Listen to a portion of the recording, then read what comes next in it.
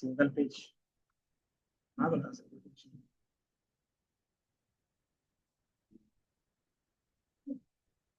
जैसे अगर हमने यहाँ पे क्या किया था कि एक प्रोजेक्ट, एमएल का प्रोजेक्ट बनाने के लिए हमारे पास क्या क्या होना चाहिए, इधर देख लो। अगर आप भी अपना एमएल का एक प्रोजेक्ट बना रहे हो तो किस तरीके से बना सकते हो। पहला आपके पास डेटा होगा, डेटा में प्री प्रोसेसिंग आप अपने हिसाब से कर लोगे, एंड देन एक मॉडल बन जाएगा। मॉडल बेसिक मॉडल ही हमने बनाया है, कौन सा, लीनियर रिग्रेशन का यूज। और उसको मैंने सेव किया, तो सेव करते हैं तो किस फॉर्म में सेव होता है, याद है, पिकल के फॉर्मेट में सेव होता था, है ना।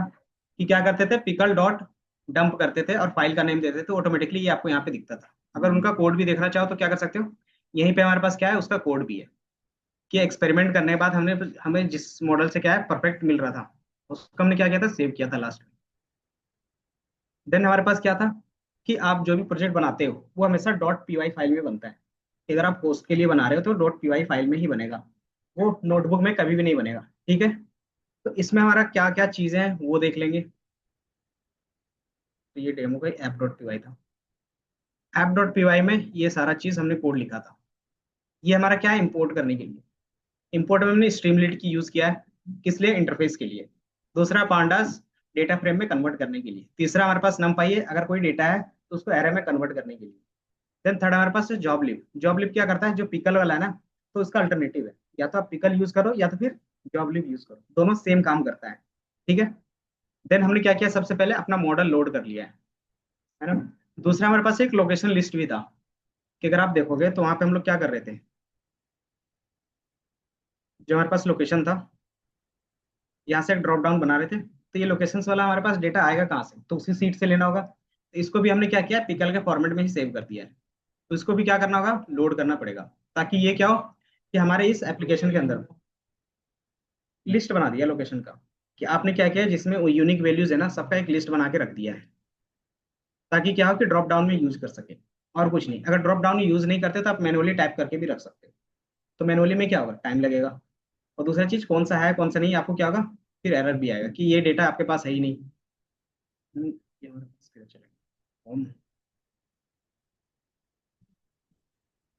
देन सबसे पहला जो हमने लिखा था, पेज कॉन्फ़िगरेशंस, ये क्या होता था, पेज का टाइटल होता था। ये टाइटल कहाँ पे दिखता है आपको, तो जो सेंटर में यहाँ पे दिखता है आपको, ये दिखता है, यहाँ पे एक आइकन के बेस पे दिखता होगा।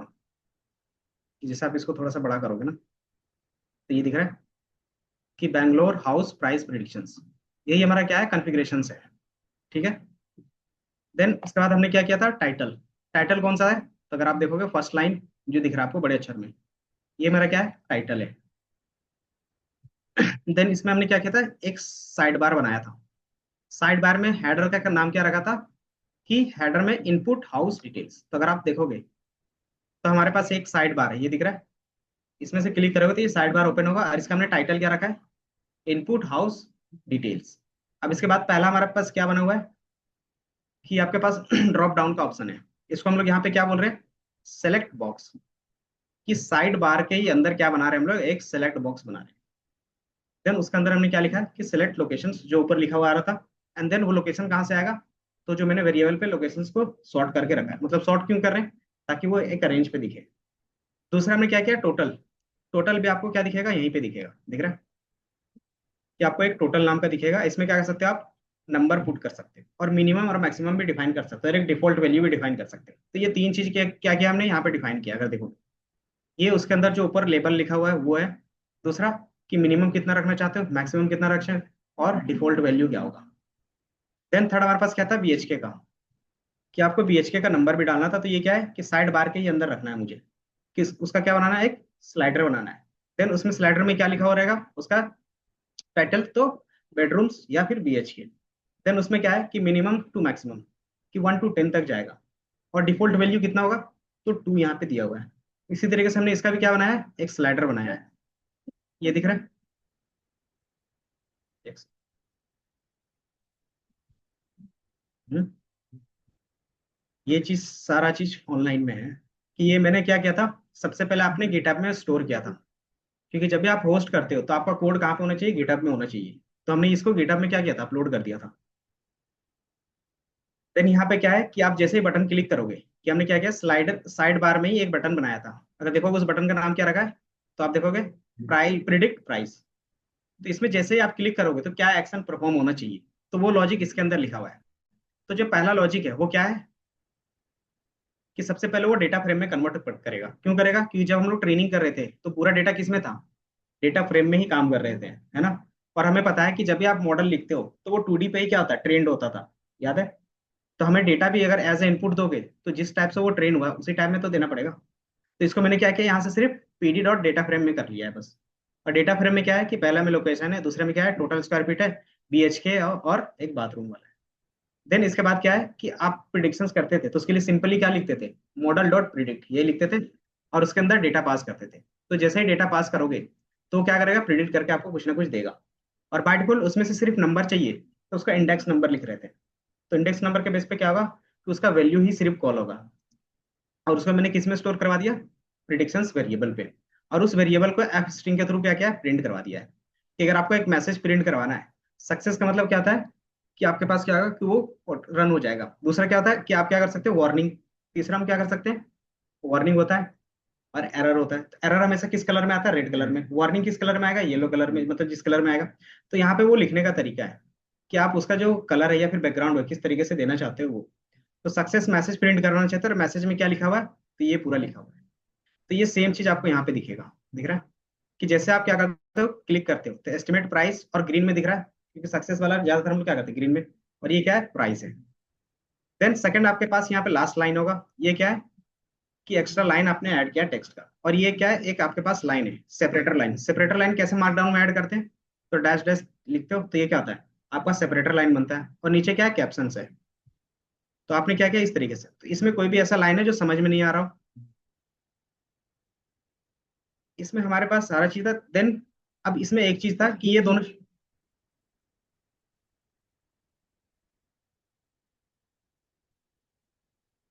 अगर आप डेटा जो पास कर रहे हो वो की वैल्यू पेयर है। अगर डिक्शनरी आपको डेटा फ्रेम बनाना है तो डेटा फ्रेम बनाने का क्या क्या तरीका था,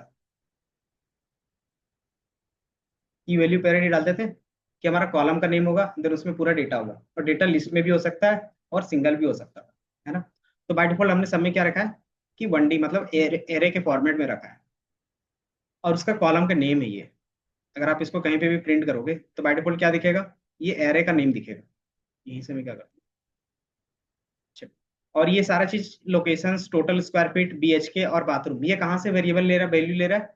तो जो आप वहां से पुट करोगे उसको मैंने स्टोर करवाया कि जैसे आप क्या करते हो, फ्रंट एंड में कोई भी डेटा पुट करते हो, जैसे आपने यहाँ पे से चूज कर लिया फर्स्ट फेज, यहाँ से आपने क्या किया कि अपने हिसाब से वैल्यू चेंज कर लिया।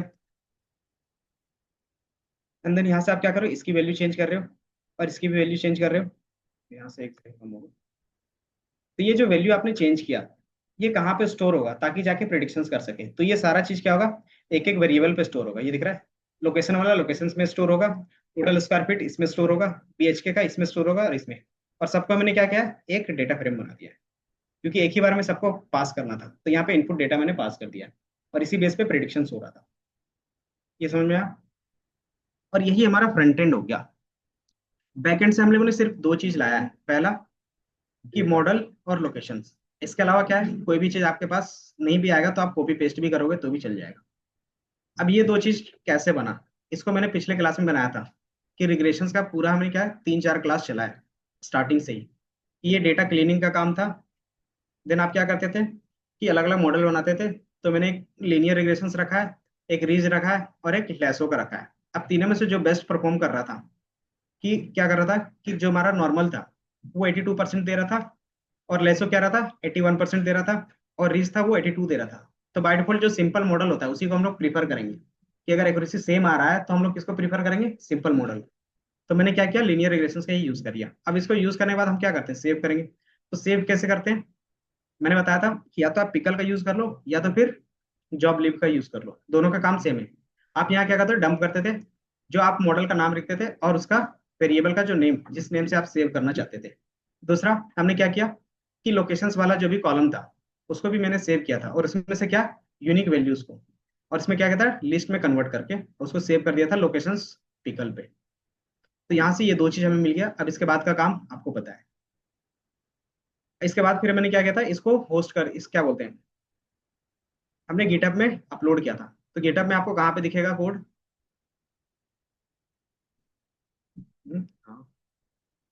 GitHub repos.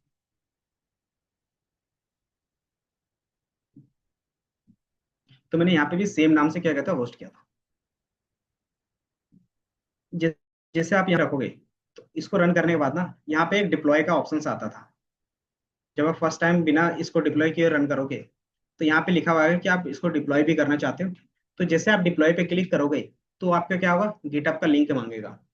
या तो अगर पहले से अपलोड है गिटहब में, तो क्या करेगा, डायरेक्टली फेच कर लेगा।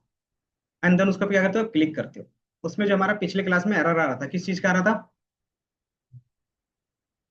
जो वर्जन था, कि जो हमारे पास जो भी मॉड्यूल कर रहे थे ना, उसका वर्जन और जो हम लोग इंस्टॉल कर रहे थे उस समय का वर्जन, दोनों क्या आ रहा था, डिफरेंट डिफरेंट हो रहा था। तो मैंने सिंपल क्या किया कि सारे वर्जन्स को हटा के मैंने रिक्वायरमेंट डॉट टेक्स्ट में जो इंपॉर्टेंट था बस उसी को रखा है। अगर आप देखोगे, एक जॉब लिब रखा है, मैटप्लोटलिब, नमपाई, पांडास, scikit-learn और स्ट्रीमलीट, क्योंकि यही प्रोजेक्ट में हमारा काम का था। तो मैंने इतना ही रखा, बाकी सबको डिलीट कर दिया और इसमें कोई भी वर्जन स्पेसिफाई नहीं किया था। तो ये क्या हो गया, सक्सेसफुली आपका अपलोड हो गया। और अपलोड होने के बाद आपको रिजल्ट इस तरीके से सामने दिखेगा। जो भी आप अपने वेबसाइट का नाम रखोगे, प्लस ये फ्री में होस्ट कर रहे हो, तो जो होस्ट करके दे रहा है उसका लिंक रहेगा। तो ये हमने पूरा पिछले क्लास में किया था, एक फुल फ्लेज वेबसाइट बना के। और यही हमारा क्या होता है, रिक्वायरमेंट रहता है कि अगर आपने प्रोजेक्ट बनाया है तो आप दिखा सकते हो इस तरीके से। तो यहाँ तक आप लोग का तो हो गया था, होस्ट भी हो गया था, डिप्लॉय का। तो डिप्लॉय में सिर्फ यही एरर आता था, तो आप क्या करोगे, सबको हटा के देन ये 5 रखोगे, 6। ठीक है। क्या चीज, नहीं वो रिक्वायरमेंट का इशू देता ही देता है। तो वो चीज था, 2:30 बजे क्लास, ये 3 बजे है, 2 बजे। तो लेट हो गया तो सीट नहीं है। नहीं नहीं, चेयर लेके आ जाओ। यहाँ तक आपको समझ में आ गया। देन फिर आज हम लोग जो देखने वाले थे वो क्लासिफिकेशंस प्रॉब्लम में देखेंगे। क्लासिफिकेशंस होता क्या था, रिग्रेशन और क्लासिफिकेशन दो था। कि हमारे पास क्या था, मशीन लर्निंग के टाइप्स थे। कितने टाइप थे बता सकते हो, कौन कौन से।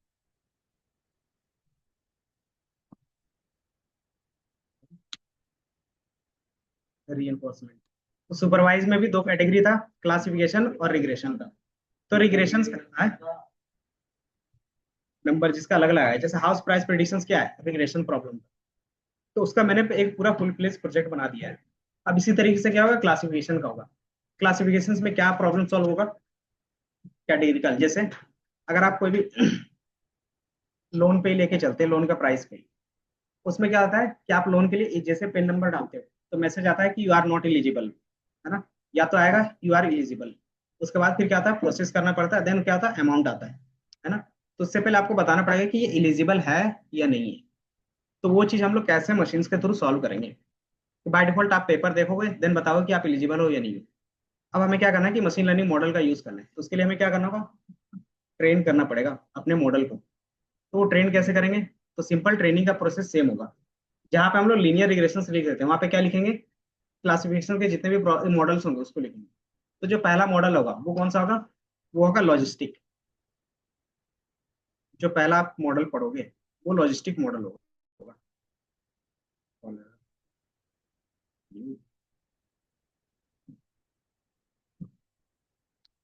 Logistic regression. तो लॉजिस्टिक रिग्रेशन है क्या, कि ये भी क्या है कि लीनियर मॉडल पे ही काम करता है, लेकिन क्या करता है कि जो भी नंबर आएगा उसके बेस पे प्रोबेबिलिटी रखेगा।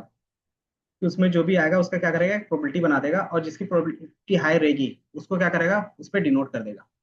तो आप क्या करते हो कि इसको दो कैटेगरी में डिवाइड कर सकते हैं, या फिर मल्टीपल कैटेगरी में भी डिफाइन कर सकते हो अपने हिसाब से। तो अगर दो में है तो उसको बोलते हैं बाइनरी क्लासिफिकेशन। अगर दो से ज्यादा रहेगा तो उसको क्या बोलेंगे, मल्टी क्लास क्लासिफिकेशन। तो ये याद रखना है। तो पहला हम लोग किसमें देखेंगे, बाइनरी क्लासिफिकेशन का देखेंगे।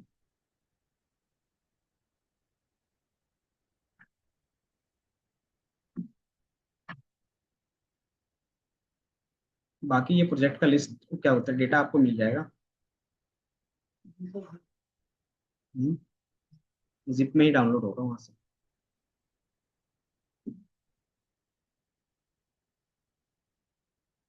लीनियर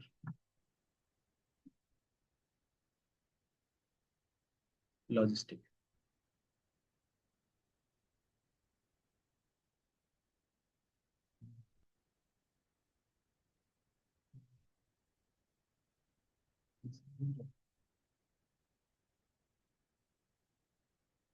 ये है ना, हाउस प्राइस प्रिडिक्शन सेमल। तो आपको ये मिल जाएगा। आप ये लिंक पे क्लिक करके भी कर सकते हो, डाउनलोड कर सकते हो। इसमें डायरेक्टली क्या आएगा, फाइल डाउनलोड का ऑप्शन मिल जाएगा। किसका?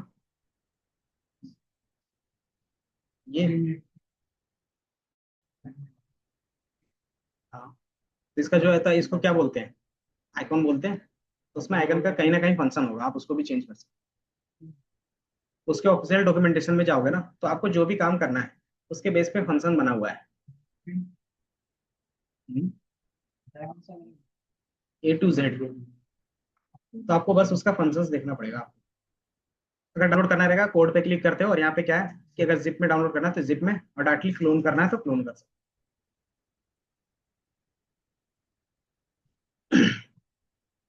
बाकी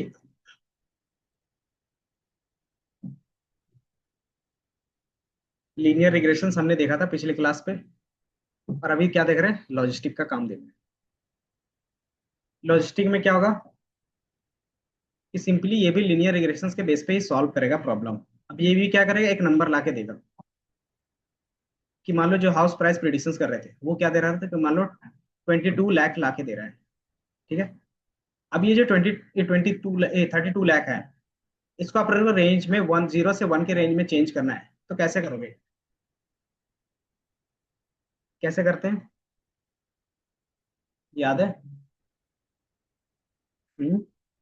लेवल इनकोडिंग नहीं, डेटा ट्रांसफॉर्मेशंस का यूज कर सकते हैं।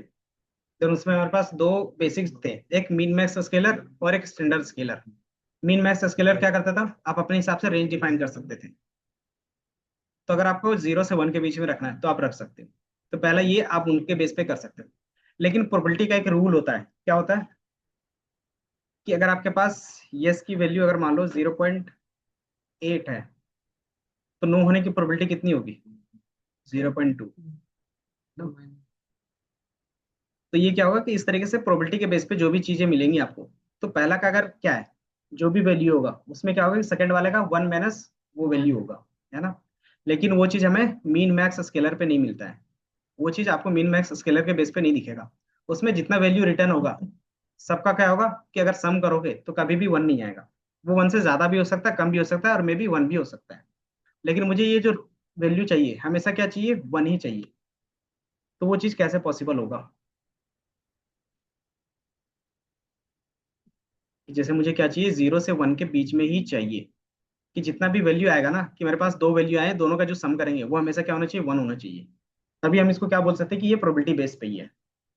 कि प्रोबेबिलिटी में क्या आता है कि जितना भी आप करते हो प्रोबेबिलिटी निकालते हो, सबका सम करोगे तो 1 ही आएगा, मतलब 100%। तो इसके बेस पे मुझे क्या करना होगा कि जिस तरीके से मीन मैक्स स्केलर एक फंक्शन यूज कर रहे थे, इसी तरीके से इसका भी एक फंक्शन होगा। वो कौन सा होगा, तो इसके लिए होता है सॉफ्ट मैक्स। Softmax. हम्म। सॉफ्ट मैक्स का सिर्फ इतना ही काम है कि जो भी वैल्यू होगा, उसकी जो वैल्यू होगी उनका सम हमेशा 1 होगा। अगर आप उसको 4 पार्ट में डिवाइड कर दो तो भी उसका सम करोगे तो 1 आएगा। 2 पार्ट में डिवाइड करोगे तो भी 1 आएगा। मतलब जितने पार्ट्स में डिवाइड करोगे उसका जो वैल्यू आएगा हमेशा 1 आएगा सम का। हम्म। नहीं बनता है। हाँ, तो दोनों, तो ये चीज यहाँ पे मिल रहा है ना, लीनियर के बेस पे तो नहीं मिलेगा ना। कि मान लो मैंने क्या किया,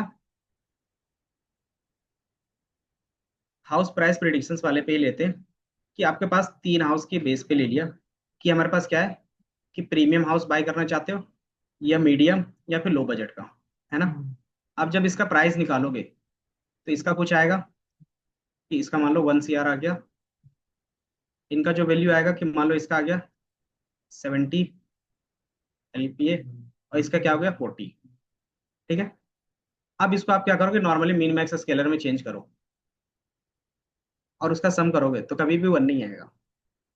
कैसे? कि जो मैक्सिमम होता है उसकी वैल्यू ही बाय डिफॉल्ट 1 होती है, अगर आप देखोगे तो, है ना। और इसकी वैल्यू उनके हिसाब से रिस्पेक्ट में होगा कि 0.4 होगा ये, और ये 0.7 होगा। तो इसका अगर आप सम करोगे, अगर प्रोबेबिलिटी में कि हाईएस्ट चांस किसका है, मुझे इसका बाय करने का हायर चांस किसका होगा अगर प्रोबेबिलिटी में इसको कन्वर्ट करेंगे तो प्रोबेबिलिटी का पहला ही रूल क्या हो रहा है, फेल हो रहा है कि इसका सम वन हो ही नहीं रहा है। मतलब 100%, या तो जीरो होगा या तो 100% होगा। उससे ज्यादा और क्या होगा, उससे कम नहीं हो सकता है। तो ये क्या है, उससे ज्यादा दिख रहा है। तो ये चीज हम लोग डायरेक्टली लगा नहीं सकते। अब यही चीज मुझे फिर से करना है। अब इस तीन वैल्यू आ रहे हैं नंबर के बेस पे, इसको मुझे क्या करना है, 0 से 1 के बीच में कन्वर्ट करना है। प्लस ये जो तीनों आएगा उसका जो सम होगा वो हमेशा 1 होना चाहिए। जैसे इसकी प्रोबेबिलिटी क्या आ गई, 0.8 आ गई, या फिर 7 कर देते हैं। सेकंड वाली की प्रोबेबिलिटी 0.2 आ गई, इसकी प्रोबेबिलिटी 0.1 आ जाएगी हमेशा। कैसे? तो जब आप सॉफ्ट मैक्स लगाते हो, कि मैंने इसमें क्या किया, सॉफ्ट मैक्स पास किया, अब उसका जो रिजल्ट आएगा कुछ इस तरीके से दिखेगा। और इसका जो सम होगा आप देखोगे 1 होगा। दिख रहा है? तो ये मैथमेटिकल क्या है, इक्वेशंस। इसमें मैथ्स क्यों जरूरी पड़ता है, तो इसीलिए कि आपको जो काम करवाना रहेगा मैथमेटिकली कैसे करवा सकते हैं। तो वो सॉफ्टमैक्स हमारा क्या करता है कि जो भी वेक्टर होगा उसको नंबर्स किस में कन्वर्ट करेगा, वेक्टर ऑफ प्रोबेबिलिटीज में कन्वर्ट कर देगा हमेशा। और उसका जो सम आएगा वो हमेशा क्या होगा, 1 होगा। है ना? अगर किसी भी चीज का सम 1 आता है तो हम इसमें से जिसकी हाईएस्ट प्रोबेबिलिटी होगी उसी को हम क्या बोलेंगे, कि उस चीज से रिलेटेड होगा। कि अगर मैंने यहाँ पे क्या क्वेश्चन दिया था कि आपको कौन सा हाउस प्राइस, सॉरी कौन सा हाउस क्या बोलते हैं बाय करने का प्रोबेबिलिटी है, तो इसमें से किसकी प्रोबेबिलिटी ज्यादा है, तो देखोगे प्रीमियम वाले की। तो आप क्या करोगे, प्रीमियम बोल दोगे कि आप जो हाउस प्राइस, आपने जो भी डेटा दिया होगा उसके बेस पे जो आप हाउस बाय करना चाह रहे हो वो कौन सा है, वो प्रीमियम है। इस तरीके से हम बताते हैं। तो लीनियर रिग्रेशंस का काम यहाँ तक है कि वो प्राइस निकाल के दे देगा। अब इस प्राइस को मुझे कितने कैटेगरी में डिफाइन करना है वो हम बोलेंगे।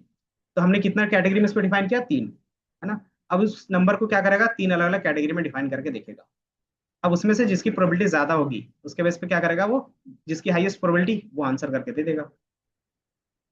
तो ये समझ में आया एक ओवरऑल कि किस तरीके से लॉजिस्टिक रिग्रेशंस काम करता होगा। तो ये चीज हम लोग यहाँ पे भी देखेंगे। अब इसी को क्या करते हैं, यहाँ पे थ्योरेटिकली देख रहे हैं कि आपके पास कुछ इस तरीके से रहेगा कि आपके पास जो लीनियर रिग्रेशंस था उसकी वैल्यू माइनस इन्फिनिटी से प्लस इन्फिनिटी कहीं भी हो सकता है। लेकिन हमारे पास जैसे लॉजिस्टिक रिग्रेशंस करोगे तो उसका वैल्यू को क्या करेगा, वो 0 से 1 के बीच में लेके आ जाएगा। बस इसका इतना ही काम है।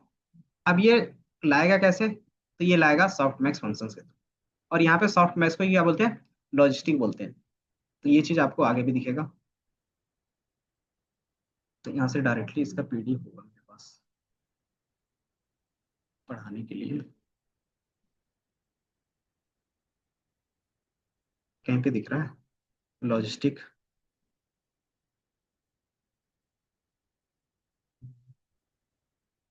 क्योंकि ये दोनों पढ़ने के बाद ना सब में सिर्फ चेंज होगा कि जहाँ पे हम लोग लीनियर लिख रहे हैं वहीं पे सिर्फ मॉडल का नेम चेंज होगा और कुछ चेंज नहीं होगा। इसीलिए मैंने लॉजिस्टिक में, सॉरी लीनियर रिग्रेशन में सबसे ज्यादा फोकस करवाया। ये 5 से 6 क्लास उसमें इसलिए दिया क्योंकि सब सारा कॉन्सेप्ट सेम लगेगा, किसी में भी डिफरेंस नहीं होगा। ठीक है?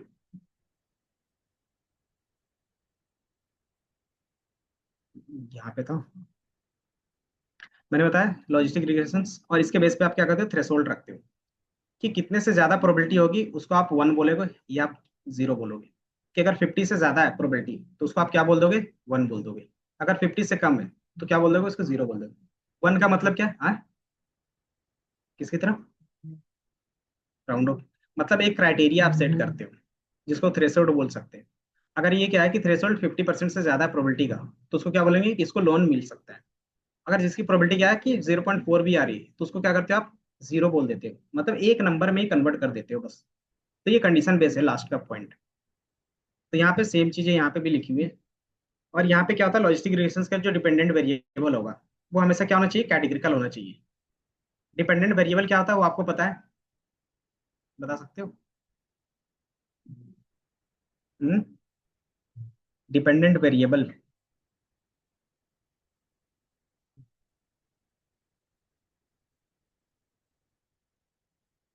बताओ जल्दी से।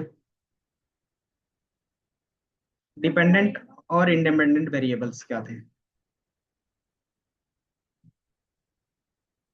नहीं, वो दूसरे लिंक में ज्वाइन कर रहा होगा, उनको बोलो ये लिंक पे ही ज्वाइन करें, क्योंकि इसमें मैंने परमिशन दे के रखा है।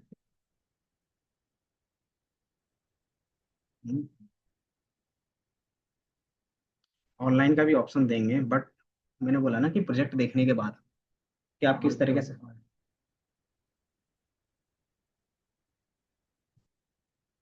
तो तीसरे दिन बोलोगे कि मेरा पैम है, फिर पैम डायरेक्ट आ जाएगा ना आपका।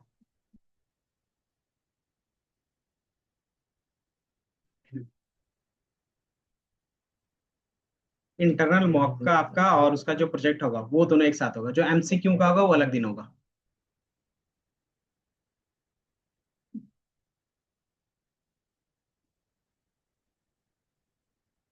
क्या? वही सर पूछेंगे, जो भी पूछेंगे वो वही पूछेंगे, जिस तरीके से हम लोग ले रहे थे 1 to 1, वही है। लेकिन उसमें एक थर्ड पार्टी भी होगा, वो उसमें एक हेड ऑफिस का भी बंदा रहेगा। ऑनलाइन नहीं, वो ऑनलाइन कनेक्ट करेगा मीटिंग पे। मैंने बताया ना कि ज्यादातर उसके चांसेस रहते हैं 3 टॉपिक पे, पाइथन, और दूसरा हमारे पास एसक्यूएल, और तीसरा आपका प्रोजेक्ट। 3 चीजों पे आपको फोकस करना है। ठीक है। या तो वो पूछेंगे या तो मैं पूछूं, वही इंटरनल हो गया। वो डिपेंड करता है। देखो अगर वो उनके उनके पास परमिशन रहता है कि वो हेड है, कि उनका रहता है कि वो बोलेंगे तभी मैं पूछूंगा कुछ क्वेश्चन, अदरवाइज सारा क्वेश्चन वही पूछेंगे। ऐसा भी है। हाँ, अगर वो मुझे बोलेंगे कि आप पूछो तब मैं पूछूंगा, अदरवाइज वही पूछेंगे। ये क्लियर है? नहीं।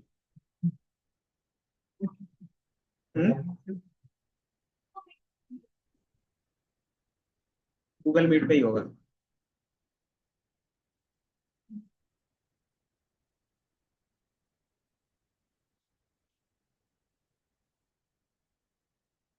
बाकी इधर देखो, बाकी जो डाउट होगा हम लोग नेक्स्ट क्लास पे देखेंगे। लॉजिस्टिक रिग्रेशन में हमने क्या बताया, कि एक बायनोमियल हो सकता है, या तो क्या हो सकता है, मल्टीनोमियल।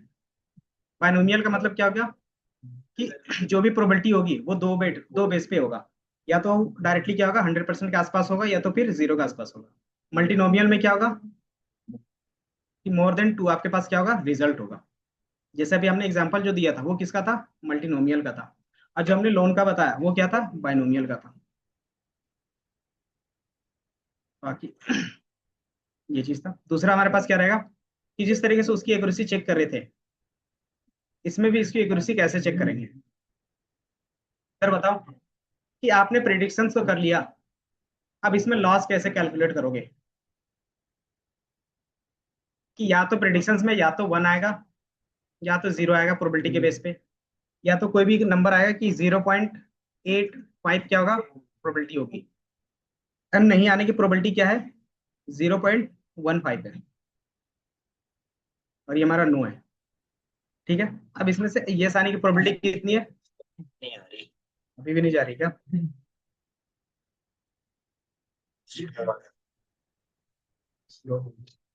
माइक के बेस पे यही है कि आज तो माइक है नहीं ना, इसलिए। बाकी इधर देख लो, कि मान लो हमारे पास क्या रहता, कि आप अगर लोन का मिलेगा या नहीं मिलेगा, वो क्या हो गया, कि मान लो उसको लोन मिल सकती थी, दूसरे वाले को नहीं मिल सकती थी, तीसरे को मिल रही है, चौथे वाले को भी मिल रही है। और जो पहला काम हम लोगों ने निकाला, किसके बेस पे, फंक्शन के बेस पे, तो इसमें कितना वैल्यू आ रहा है, कि 0.85 आ रहा है। अंदर इसी तरीके से हर किसी का निकालोगे, तो इसमें क्या आएगा, कि इसके बीच का एरर कितना दिख रहा है आपको। हम्म, ये प्रोबेबिलिटी के बेस पे है, और ये क्या होगा, कि आपका भी प्रोबेबिलिटी के बेस पे होगा। या तो 1 होना चाहिए तो 0 होना चाहिए। अगर आपका 1 से कम है, मतलब क्या है, कि कुछ ना कुछ इसमें एरर है आपके डेटा पे, तो कैसे हम लोग उसको ठीक कर सकते हैं, कि नॉर्मल लॉस फंक्शंस आप यूज करोगे। देन फिर उसमें क्या करेंगे, लॉग लॉस का यूज करेंगे। लॉग लॉस क्या होता है, कि प्रोबेबिलिटी नंबर के बेस पे क्या होता है, लॉस को कैलकुलेट करता है। कि जो भी हमारे पास प्रोबेबिलिटी होगा, उसका जो कैलकुलेशन होगा वो क्या होगा, अलग तरीके से होगा जो नॉर्मल नंबर का होता है ना। तो उसके लिए हम लोग क्या करते हैं, बाय डिफॉल्ट लॉग लॉस का यूज करते हैं। उसमें क्या यूज करते हैं, cost function, mean square error, mean accelerator error, वो क्या था, एरर को चेक करने के लिए। उसको रिड्यूस करने के लिए हम लोग इसमें क्या यूज करेंगे, लॉग लॉस का यूज करेंगे। बाकी L1 और L2 आपको पता है क्या होता था। L1 क्या होता था, याद है? हम्म, L1 क्या था बता सकते हो? फीचर सिलेक्शन, लैसो को बोलते थे अगर याद होगा तो। L1 L2 भूल गए क्या? नहीं, यहाँ पे इसका काम क्या होता था? L2 का यूज हम लोग किस लिए कर रहे थे? कि ओवर फिटिंग से बचाने के लिए। और L1 का यूज क्यों कर रहे थे? ताकि हमारे पास कौन से फीचर्स को रखना है कौन से फीचर्स को नहीं, वो सेलेक्ट हो सके। तो ये हमारा क्या था, रेगुलराइजेशन इसके अंदर भी यूज होगा। और इसका हम लोग किसके बेस पे यूज करेंगे? सी के वैल्यू के बेस पे करेंगे। इसको आपके पास मिलेगा, एक सी का वैल्यू मिलेगा, एक अल्फा का मिलेगा। और ये क्या हो गया? पैरामीटर हो गया, क्योंकि आप इसके बेस पे क्या कर सकते हो, चेंज कर सकते हो। तो ये चीज हम लोग दो चीज कॉस्ट फंक्शंस के अंदर देखेंगे। बाकी क्या यूज कर सकते हैं, हाँ, जैसे आप एक्यूरेसी चेक करोगे, तो क्लासिफिकेशंस की एक्यूरेसी कैसे चेक करते बता सकते हो? हाँ, कि जो मशीन ने बताया और जो एक्चुअल में है, वो तो रिग्रेशंस के लिए था, कि उसका वेरिएंस निकालते थे माइनस करके। कि नॉर्मली अगर आपने क्या किया, कि मैं यहाँ पे बता रहा हूँ कि पहला क्या है, male, female, male, male, female, ये हमारा क्या है, एक्चुअल वाला है। ये एक्चुअल प्रिडिक्शंस है। और ये क्या होगा हमारे पास, ये क्या है, जीरो है, ये जीरो, वन, जीरो, जीरो। अब बताओ, इसमें से वन का एक्चुअल क्या होगा इसमें, मशीन्स की एक्यूरेसी कितनी है बता सकते हो? कोई बता सकता है? इसमें मशीन की एक्यूरेसी कितनी होगी? ये एक्चुअल वाला है और ये मशीन वाला। क्या हो गया साहब साहब? इधर से ज्यादा तो ध्यान तो उधर है, और बोल रहे हो कि समझ में नहीं आएगा। हम्म, अच्छा जी, बताओ, क्या अभी मैंने क्या बताया था, जल्दी से बताओ।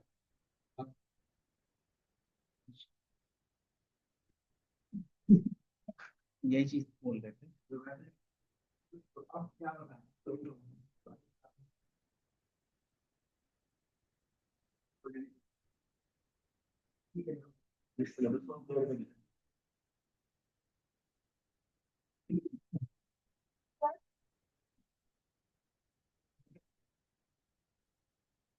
क्या बता रहे थे?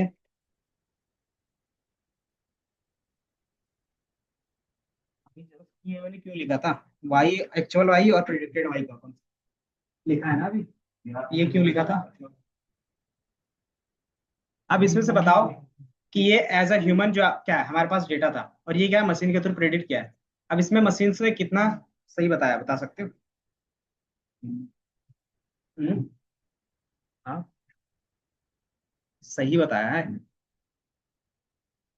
सिंपल, पहला क्या है, वन है, और मशीन ने क्या प्रेडिक्ट करके बताया है, जीरो, मतलब ये गलत प्रेडिक्ट किया है। हम्म, सही ना, एज ए ह्यूमन आप ही हो ना, डेटा जिसमें ट्रेन कर रहे हो, तो ये ट्रेनिंग वाला है ना। तो हम लोग सही किसको मान के चलेंगे, ट्रेनिंग वाले को तो लेके चलेंगे ना। देन दूसरा हमारे पास क्या है, जीरो जीरो, मतलब ये सही बता रहा है कि एक्चुअल में भी सही था और मशीन ने भी सही प्रेडिक्ट किया है। तीसरा हमारे पास क्या था, वन वन था, ये भी क्या है, सही प्रेडिक्ट कर, ये भी वन है और ये भी वन है, तो ये भी सही प्रेडिक्ट कर रहा है और ये भी। अब बताओ कितना इन्होंने गलत प्रेडिक्ट करके बताया। अब इसको परसेंटेज में कैसे चेंज करते हो, कि इसकी एक्यूरेसी कितनी होगी?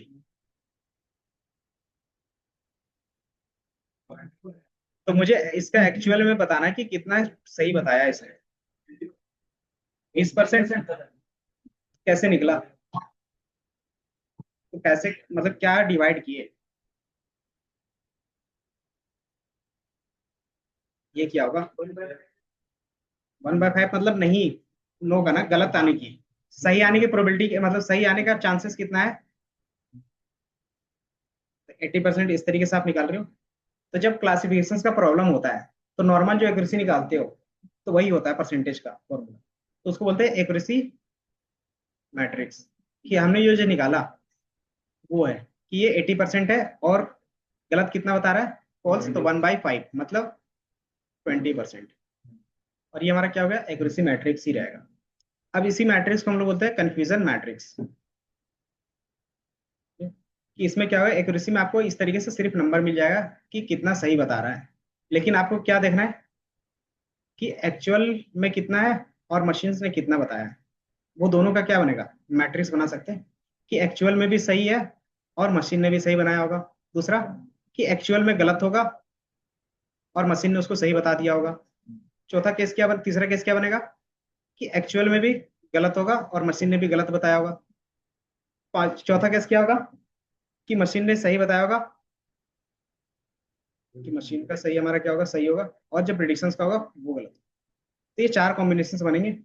अब इस हर एक कॉम्बिनेशंस को हम लोग कुछ ना कुछ बोलते हैं। अगर यहाँ पे ज्यादा वैल्यू है तो ये हमारा क्या रहेगा, एरर पार्ट रहेगा, तो उसको रिड्यूस भी करना पड़ेगा। तो इसके लिए हमारे पास प्रिसीजन होते हैं, रिकॉल होते हैं, F1 स्कोर होते हैं। और अगर बाइनरी है तो उसके लिए आरओसी कर्व होगा। अब इन चीजों को एक एक करके डिटेल में देखेंगे, लेकिन इससे पहले क्या करेंगे, एक मॉडल बना के देख लेते हैं, कि इनके बाद हम इसको वैल्यू देख लेंगे कि एक्चुअली में एरर कितना आ रहा है। तो वो चीज हम लोग डायरेक्टली कोड से स्टार्ट कर सकते हैं।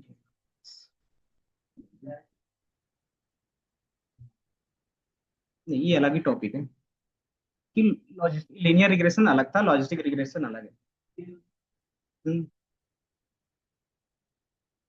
लॉजिस्टिक तो बता ही रहा हूँ। लीनियर एक ही मॉडल है ना वो, उसका वेरिएंट था कि लीनियर में अलग अलग वेरिएंट आपको मिलेंगे। देन हमारे पास कौन कौन से वेरिएंट थे, कि उसी के अंदर पॉलिनोमियल यूज कर सकते हो, और लेसो और रिच, ये तीन। और एक और था इलास्टिक नेट का भी कर सकते हैं। इलास्टिक नेट क्या था, दोनों का कॉम्बिनेशन था। हम्म, तो उसका वेरिएंट था।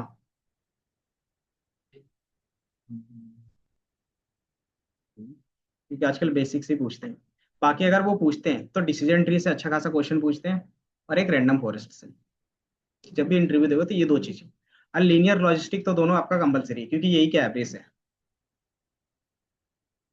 तो यही चीज हम लोग क्या कर रहे हैं यहीं से। तो आयरिस डेटा सेट होता है एक। आयरिस डेटा सेट आपको पता है क्या होता है, सुना है? कि एमएल पे जाओगे ना तो बेस्ट, ये सारा चीज क्या है, क्लीन डेटा आपके पास रहता है। तो इसके बेस पे आप क्या कर सकते हो, क्लासिफाई कर सकते हो आयरिस डेटा सेट्स। कि आपको क्या करना है कि इसके अलग अलग प्रॉपर्टी दिया हुआ रहेगा। जैसे फ्लावर के लेंथ रहेंगे, उसके पिटल के लेंथ रहेंगे, उसी तरीके से इनके क्या रहेंगे, स्पिटल के भी लेंथ रहेंगे। अब उसके बेस पे बताना है कि ये कौन सा फ्लावर है, कि ये हमारे पास क्या है, वर्जी कलर होगा, या सेंटोसा होगा, या फिर वर्जीनिया का होगा। तो अभी हम लोग क्या करेंगे, एक पार्ट को हटा देंगे और बाइनरी क्लास के लिए रखेंगे। तो बाइनरी क्लास में क्या होगा, कि ये वर्सी कलर है या फिर सेंटोसा है, ये हमें बताना पड़ेगा कि दो में कोई से। एंड देन फिर क्या, मल्टी का भी देखेंगे तो ये तीनों इंक्लूड कर देंगे। नहीं, ये तो डेटा है हमारे पास। ठीक है, आप वो सर्च करके लाना, हम लोग उसमें से काम कर लेंगे।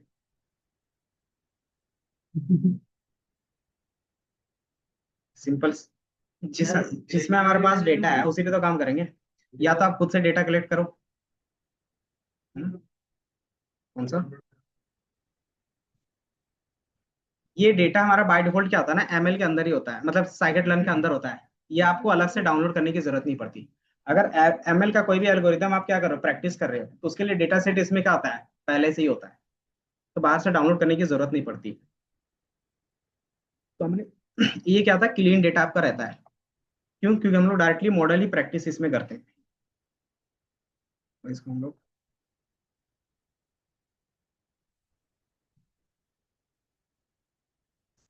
लॉजिस्टिक रिलेशंस, एक उसके अंदर क्या कर सकते हो, एक फाइल बना सकते हो, यही IPYNB का, और उसी में ये काम कर सकते हैं। उसको अलग रखना, वो जो प्रोजेक्ट है ना, वो प्रोजेक्ट पूरा तरीके से अलग है ना। अब इसको एक नया फोल्डर बना सकते हो क्लासिफिकेशंस करके। हाँ,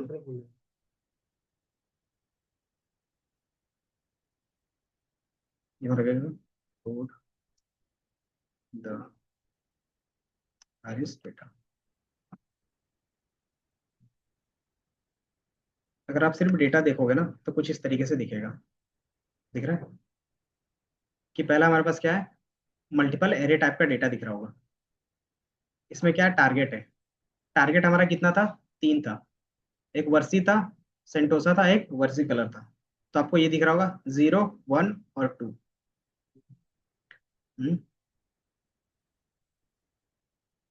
ये तीनों, कि आपको कोई भी डेटा अगर प्रैक्टिस के लिए लेना है जो इसके अंदर है, तो scikit learn data sets import किसको करना है, तो आयरिस डेटा सेट को, तो लोड आयरिस करते हैं। और इसको हम क्या किए, एक डेटा वाले वेरिएबल पे रख दिया है। देन कीज क्या बताता है कि उसके अंदर क्या क्या वैल्यूज है, तो कीज आपके पास स्टोर डेटा नेम, किसके अंदर क्या क्या हमारे पास वेरिएबल होगा, तो पहला डेटा नेम का एक वेरिएबल होगा, मतलब सॉरी एक क्या होगा, आपके पास डेटा होगा। ये बेसिकली क्या है, आपके पास डिक्शनरी फॉर्मेट में है। डिक्शनरी में ही क्या यूज होता था, कीज यूज होता था, कीज आइटम्स याद है। तो कीज से क्या मिलता था, डिक्शनरी के जो की के जितना भी नेम होता था वो आपको मिलता था। तो अगर आप देखोगे तो पहला डिक्शनरी का की कौन सा है, डेटा है। दूसरा क्या है, टारगेट है। देन फ्रेम है, देन टारगेट नेम है, देन डिस्क्राइब है, देन क्या है, फीचर्स नेम है, फाइल नेम है, और डेटा मॉड्यूल है। अगर आपको उसके टारगेट के नेम देखने होंगे तो क्या लिखोगे, डेटा डॉट टारगेट नेम्स। तो आपको क्या मिल जाएगा कि एक्चुअली में इसमें टारगेट क्या है। अगर इसके अलावा पूरा डेटा से क्या करते हो, प्रिंट करते हो, तो आपको यहाँ पे क्या दिख रहा है, एक डिक्शनरी फॉर्मेट दिख रहा है, वाई। जो हमारे पास क्या होता था, एक्स होते थे जिसको फीचर्स बोलते थे, फीचर्स और लेबल याद है। तो लेबल को हम लोग वाई बोलते थे, और वाई को ही हम लोग टारगेट बोलते हैं। जिसको हम लोगों को ना प्रिडिक्ट करना रहेगा उसी को बोलते हैं टारगेट। जैसे इसमें क्या प्रिडिक्ट करना है हमें, हम्म, तभी हम लोग आगे जाके क्या करेंगे, तो कैसे ले सकते हैं, डेटा फ्रेम में कैसे हटा सकते हैं, कंडीशन डाल सकते हैं। कंडीशंस में क्या डालेंगे, कि जो जो टारगेट का वैल्यू क्या है, 2 है, उसको क्या करना है, आपको हटा देना है, कि नॉट इक्वल टू 2 होना चाहिए। ड्रॉप भी कर सकते हैं या फिर कर सकते हैं रीअसाइन कर सकते हैं, दोनों में से हम कोई भी काम कर लेंगे। तो जो बेसिक हम लोग करते आ रहे हैं ना, वही चीज इंप्लीमेंट होगा। तो पहला क्या हमारे पास डेटा है, और उसका वैल्यू क्या है, पूरा एरे है। एरे मतलब आपके पास क्या होंगे, फीचर्स होंगे। दूसरा हमारे पास क्या था, फ्रेम था, तो फ्रेम इसमें नहीं है। तीसरा हमारे पास क्या था, टारगेट नेम। टारगेट नेम में क्या क्या है बता सकते हो, तो सेंटोसा, वर्सी कलर और वर्जिनिका है। तो हमारे पास जो वैल्यू है ये सब, तो ये 0 किसको बोल रहे हैं, तो ये सेंटोसा को बोल रहे हैं। 1 किसको बोल रहे हैं, तो ये हम लोग वर्सी कलर को बोल रहे हैं। और 2 किसको बोल रहे हैं, तो वर्जिनिका को बोल रहे हैं। क्योंकि ये क्या टारगेट है, और टारगेट के नेम्स क्या है, तो ये दिख रहा है। ये समझ में, टारगेट का मतलब हो गया कि जैसे आप क्या करो, हमारे पास डेटा रहेगा, ये फ्लावर के क्या है, कि विथ हो गया, ये विथ पेटल हो गया, और इसमें क्या होगा, और भी चीजें होंगी। इस तरीके से आपके पास क्या होगा, मल्टीपल कॉलम होगा। अब इसके बेस पे हमें क्या प्रेडिक्ट करना था, तो फ्लावर कौन सा है, तो ये हमारा वाई होगा। और वाई को हम लोग क्या बोलते हैं, टारगेट ही बोलते हैं, याद है। यही हमारा टारगेट था, क्योंकि एक्स और वाई डिनोट कर सकते हैं ना इजिली। क्योंकि एक्स टारगेट कि हमें क्या फाइंड करना है, लेबल बोल सकते हैं एक तरीके से। लेबल मतलब आपको क्या फाइंड करना है उसके थ्रू। उसको हम लोग यहाँ पे अगर टेक्निकली बोले तो लेबल बोलते हैं, कि आपका लेबल डेटा क्या होगा वो। तो लेबल डेटा हमारा क्या कहलाता है, तो टारगेट जो यहाँ पे क्या लिखा हुआ टारगेट है, तो यही हमारा लेबल बनेगा। लेबल मतलब यही आप प्रेडिक्ट करना चाह रहे हो। तो अगर यही आप प्रेडिक्ट करना चाह रहे हो तो ये हमारा क्या हो गया, लेबल हो गए। ये समझ में आया हर्षिता। क्योंकि आपके पास क्या रहेगा, ये कॉलम्स रहेंगे। इस कॉलम्स को क्या बोलते थे, इनपुट जो दिया रहता था, फीचर्स। कि इसी फीचर्स के बेस पे क्या कर सकते हैं हम लोग, फीचर्स बोलोगे या एक्स बोलोगे, कि एक्स हमारा क्या हो गया, फीचर्स ही होते थे। कि इसी फीचर्स के बेस पे आप क्या करते हो, लेबल बताते थे। वो टेक आप यहाँ पे दो फीचर्स हो गए। या तो दूसरे लैंग्वेज में अगर आप देखोगे, जो आप वैल्यू रखते हो उसको एक्स बोलते हो, और जो आपको प्रेडिक्ट करना है उसको वाई बोलते हो। क्योंकि हम लोग ने क्या किया है, कि एक्स और वाई के बेस पे ही अभी तक लीनियर रिग्रेशंस में पढ़ते आ रहे थे, इसीलिए इनको ये भी बोल सकते हैं कि इसमें क्या होगा, मल्टीपल एक्स होंगे, x1 x2 x3। क्योंकि मैथमेटिकली अगर आप जहाँ पे सोचते हो तो इस तरीके से बोलते हैं। अगर एमएल के बेस पे बात करते हो तो फीचर्स और लेवल के बेस पे बात करोगे। और बाय डिफॉल्ट डेटा के बात बेस पे बात करते हैं तो ये क्या बोल रहा है, कि यहाँ पे बोल रहा है डेटा का फीचर्स होगा, और ये क्या होगा, टारगेट होगा। तो ये नेम के बेस पे होगा। अगर आपको सिर्फ नेम देखना है तो नेम में क्या क्या चीजें, सेंटोसा किसको बोल रहे हैं, वर्सी कलर किसको बोल रहे हैं, और वर्जिनिका किसको बोल रहे हैं आपको पता चल रहा होगा। तो जो पहला जीरो है वो क्या है, सेंटोसा है। वन जो है वो क्या है, वर्सी कलर है। और जो वर्जिनिका है वो क्या है, टू है। अब इसमें से मुझे क्या करना होगा, इसको डेटा फ्रेम में कन्वर्ट करना होगा, क्योंकि बाय डिफॉल्ट क्या है, ये मेसी रखा हुआ है। अब इसको डेटा फ्रेम में कैसे कन्वर्ट करते हैं बता सकते हो। इससे पहले आप डेटा डॉट, एक फंक्शन होता है, ये क्या करता है कि आपके डेटा के बारे में पूरा क्या करेगा, प्रिंट करके दे देगा कि एक्चुअली डेटा कहाँ से लिया है, डेटा में क्या क्या कॉलम है, क्या क्या रो है, क्या टारगेट वैल्यू है, उसको मैं प्रिंट कर दूँ।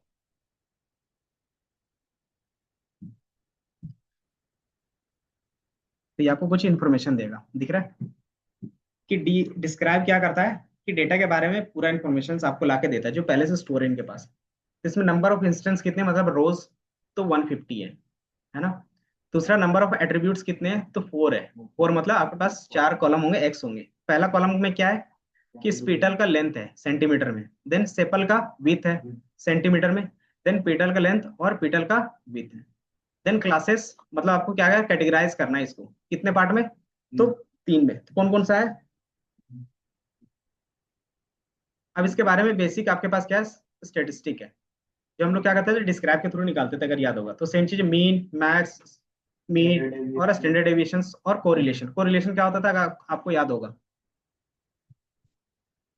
कि एक्स को चेंज करेंगे तो वाई कितना चेंज होगा, तो वही हमारा क्या था, कोरिलेशन था। देन इसमें क्या है कि मिसिंग एट्रीब्यूट्स हैं कुछ, तो इसने बोला नन, मतलब इसमें मिसिंग वैल्यूज नहीं है। क्लासिफिकेशन डिस्ट्रीब्यूशन कितना है, तो हर एक क्लास के लिए कितना है, 33% है। क्या आप क्या क्या बोल सकते हैं इसको, दो तरीके का हमारे पास डेटा होता है, एक बैलेंस और एक अनबैलेंस। बैलेंस और अनबैलेंस का आपको कॉन्सेप्ट पता होगा। बैलेंस किसको बोलते हैं, बैलेंस्ड नहीं पता, कि जो दोनों तरफ से क्या हो, इक्वल हो। या फिर आपके पास 3 कैटेगरी है तो तीनों में क्या हो, इक्वल हो। और अनबैलेंस में क्या होगा, किसी में ज्यादा किसी में कम होगा। कि बाय डिफॉल्ट अगर मैंने आपको क्या किया कि 9, या फिर क्या बोलते हैं 9 आपको दे दिया ऐसे पेपर जो इजी थे, और एक पेपर दे दिया टफ, तो आप उस एग्जाम को क्या बोलोगे, इजी बोलोगे या टफ बोलोगे। अगर मैं सबसे पूछूंगा तो सारे इजी बोलेंगे, लेकिन उसमें क्या था, टफ भी तो था। तो इसमें क्या होगा कि जो चांसेस होंगे इसका, वो नेग्लेक्ट होने का चांसेस ज्यादा रहेगा। मतलब ये कभी भी एक्यूरेट नहीं देगा फिर, कि हार्ड था कोई भी नहीं बोलेगा। तो अनबैलेंस मतलब अगर आपको प्रिडिक्शंस करना है कि एक्चुअली, तो दोनों का डेटा क्या करना हो, सेम सेम रखना पड़ेगा। कि इजी पेपर जितना आप रख रहे हो, कि मान लो एक इजी पेपर, या फिर क्या कर सकते हो, 2 इजी पेपर 2 हार्ड। अब उसके बेस पे पूछ सकते हो कि जो जो इस हिसाब से स्टूडेंट ने पढ़ा हो तो वो बता सकता है कि हाँ इजी था या हार्ड था। तो उसके बेस पे क्या होगा कि आपको जो क्लासिफिकेशन आएगा, किसी भी स्टूडेंट से पूछोगे तो 50-50 आएगा। मतलब कुछ स्टूडेंट बोलेंगे हाँ हार्ड था, और कुछ स्टूडेंट क्या बोलेंगे कि इजी था।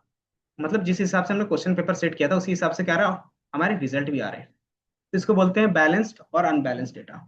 और जो मशीन लर्निंग में हम लोग ट्रेन करेंगे वो बैलेंस डेटा पे करते हैं, क्योंकि अनबैलेंस डेटा पे करोगे तो क्या होगा, प्रिडिक्शंस बायसनेस हो जाएगा। और बायसनेस में क्या होता है कि वो सिर्फ एक ही चीज को ज्यादा इंपॉर्टेंस देगा और उसके बेस पे आंसर दे देगा, है ना। तो वो चीज हम लोग कोई भी मॉडल में नहीं चाहते। जैसे अगर आप देखोगे जो भी अभी एआई यूज करते हो, उसमें भी बायसनेस होता है। किसी चीज को लेकर वो क्या करता है, आंसर आपको करेगा। तो वो क्या होगा, किसी एक चीज पर्टिकुलर कैटेगरी के बेस पे क्या होगा, बायस होगा। तो वो चीज आप क्या कर सकते हो, सर्च कर सकते हो। तो ये अभी भी क्या है, इसका लिमिटेशन है। तो जिस हिसाब से डेटा जाएगा उस हिसाब से क्या होगा, आपका मॉडल बनेगा। तो इसमें इन्होंने क्या बोला है कि जो क्लास का डिस्ट्रीब्यूशन है सब में 33, मतलब तीनों को इक्वल चांस मिलेगा, कि जिसकी भी प्रोबेबिलिटी आएगी सबका इक्वल चांस मिलेगा। और ये किसने डेटा दिया है, क्या है, इसके बारे में पूरा डिस्क्रिप्शन है, दिख रहा है। देन हमारा काम क्या था कि डेटा को डेटा फ्रेम में कन्वर्ट करना। और डेटा फ्रेम में क्यों कन्वर्ट कर रहे थे, क्योंकि एमएल का कोई भी मॉडल यूज करोगे तो डेटा फ्रेम में ही यूज होगा, मतलब 2D में ही यूज होगा, तो आपको 2D बनाना पड़ेगा। तो बताओ कि हमारे पास कुछ इस तरीके से रिजल्ट आना चाहिए, कि ये हमारा क्या होगा, डेटा बोल सकते हैं इसको। तो यहाँ पे क्या होगा, x1 x2 x3 x4 आना चाहिए, और यहाँ पे टारगेट आना चाहिए। बना सकते हो। और ये चीज आपका किस में दिया हुआ है, तो ऊपर देखोगे डिक्शनरी फॉर्मेट में है। तो डिक्शनरी को आपको डेटा फ्रेम में कन्वर्ट करना है, कर सकते हो।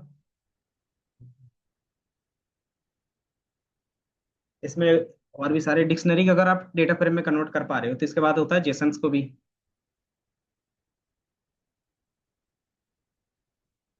क्योंकि ये कभी कभी क्वेश्चंस पूछ लेते हैं एनालिस्ट वाले पे कि आपके पास क्या है, डिक्शनरी में डेटा दिया हुआ है या फिर जेसन फॉर्मेट में डेटा दिया हुआ है, उसको क्या करो, डेटा फ्रेम में कन्वर्ट करके स्टोर करो। कैसे करो?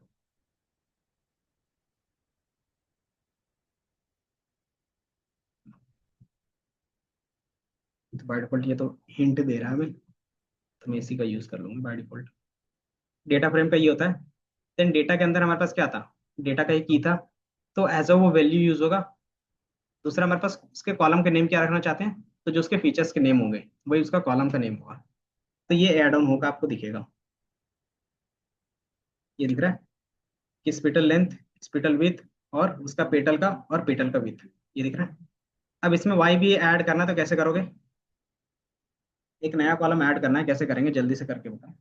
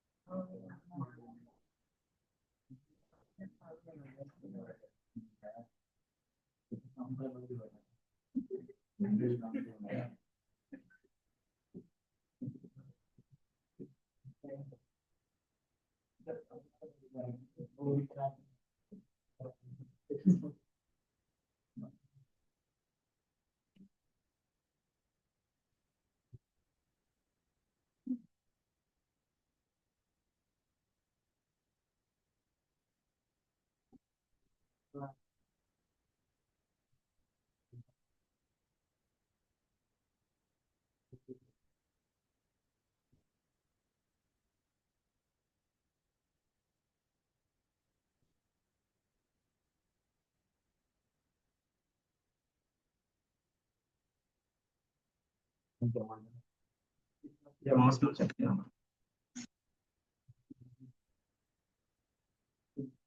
ये हो गया। कैसे ऐड किया टारगेट का?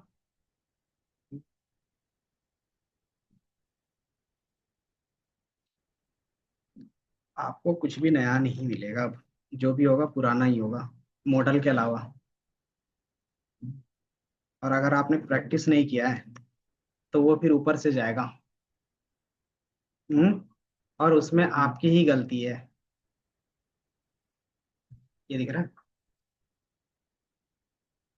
यही तो नहीं करते ना। 5 है।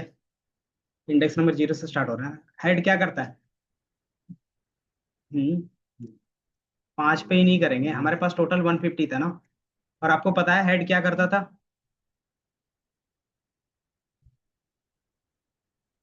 हाँ।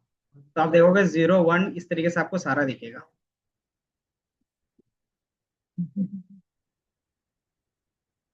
अब इसमें से मुझे क्या करना था कि वही डेटा रखना था जिसमें 0 और 1 रहेगा, और 2 वाले को हटाना था। उसके लिए क्या लॉजिक लिखोगे? हिंट में बुलियन इंडेक्सिंग का यूज कर सकते हो, बताओ। जो टारगेट में वैल्यू है उसमें से मुझे सिर्फ 0 और 1 का ही सारा वैल्यू देखना है, उसके अलावा का नहीं, मतलब जो 2 का था वो नहीं देखना है। हाँ तो जल्दी से करो। उसको DF1 में स्टोर करवा दो, ताकि आगे जाके अगर जब हम 3 वेरिएबल पे काम करें ना तो डीएफ वाले से काम कर लेंगे। तो DF1 एक वेरिएबल बनाना और उसमें क्या करना, सिर्फ 0 और 1 का स्टोर करवाना। तो वो करवा लो।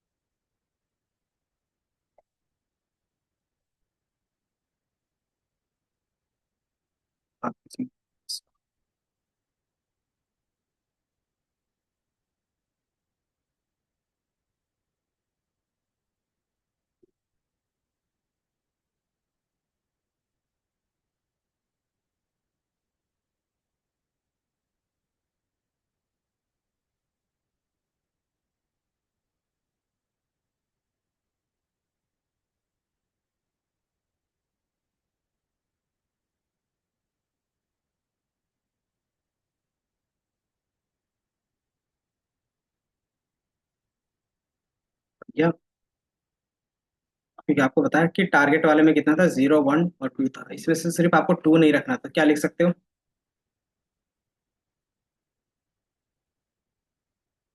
ये टारगेट नॉट इक्वल टू 2। तो उसके अलावा जो डेटा होगा वो दिखेगा, लिख सकते हैं ना। अब इसमें से डेटा देखना रहेगा तो क्या करते हो आप, इसको डीएफ के अंदर पास कर देते हो। याद है ना? इसी लॉजिक को हम डीएफ के अंदर पास कर देंगे तो क्या होगा, सिर्फ।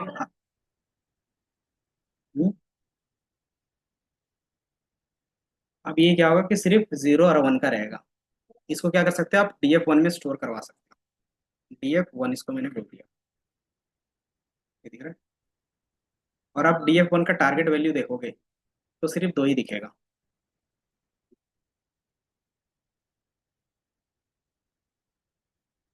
ये दिख रहा है? अब DF1 के टारगेट वाले कॉलम में कितने यूनिक वैल्यू है? तो 2 ही है। क्यों है? क्योंकि मैंने क्या किया था, बुलियन इंडेक्सिंग के बेस पे क्लीन कर दिया था, हटा दिया था। या तो DF डॉट कॉलम का नेम लिख सकते हो, या फिर क्या कर सकते हो, इसको ब्रैकेट में भी लिख सकते हो, इस तरीके से भी दोनों सेम होगा। इस तरीके से आप ब्रैकेट में टारगेट लिखते हो, दोनों सेम है। ठीक है, अलग नहीं समझना है। इसमें किसी को कोई प्रॉब्लम? ये कर सकते हैं। लिख, दिख रहा है? फिर वो साइड का ये प्रॉब्लम ये है।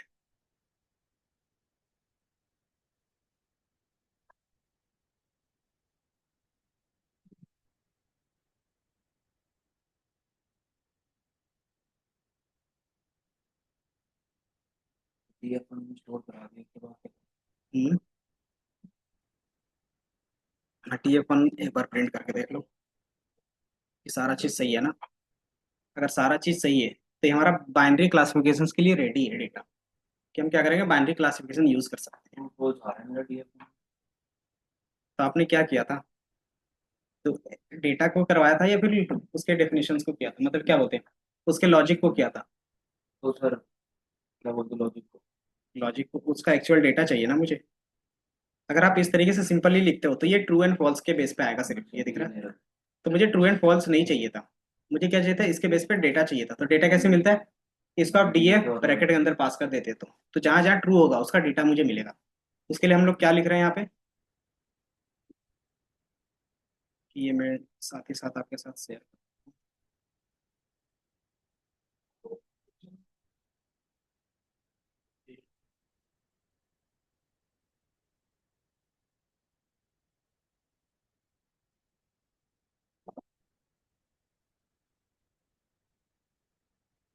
ये हो गया। हाँ।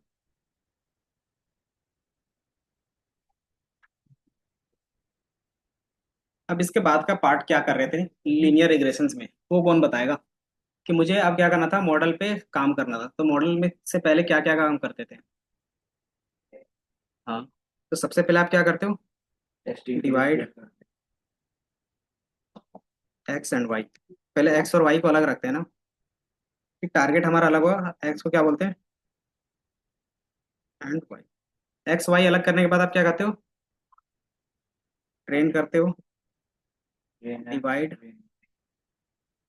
The data into training and testing. Training testing में डिवाइड होने के बाद हम क्या कर रहे थे, कि देन हमारे पास क्या था, लोड द मॉडल। तो मॉडल को इंपोर्ट कर रहे थे, या फिर लोड बोल सकते हैं, या इंपोर्ट, मॉडल इंपोर्ट कर रहे थे। देन फिर क्या कर रहे थे, ट्रेन द मॉडल। देन आप क्या करते हो, चेक कर रहे थे, ट्रेनिंग एक्यूरेसी,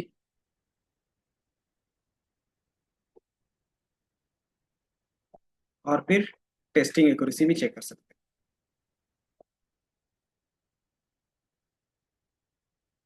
ये दोनों चीज चेक कर रहे थे।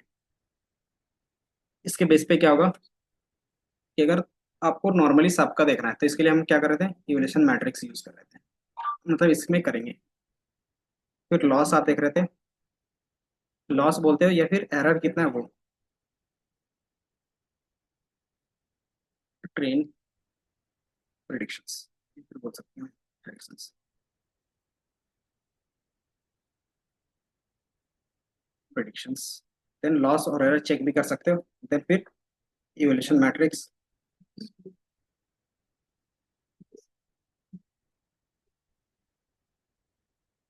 देन फिर क्या रहेगा, कि आपके पास फाइन ट्यूनिंग रहेगा। ठीक है, एक्यूरेसी अच्छी आई तो ठीक है, नहीं तो फिर क्या करोगे, फाइन ट्यूनिंग करोगे। ठीक, तो इसमें से कौन सा स्टेप है जो समझ में नहीं आ रहा, आप बताओ पीयूष।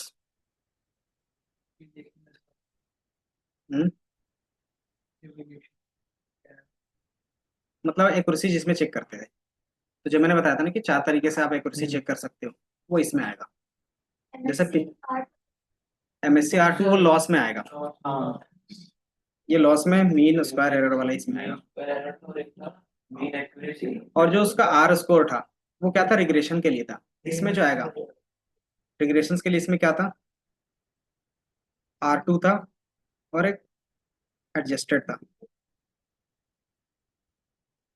यही चीज आप क्या करते हो, लॉजिस्टिक के लिए, मतलब क्या होता है, क्लासिफिकेशन के लिए जाओगे, क्लासिफिकेशंस।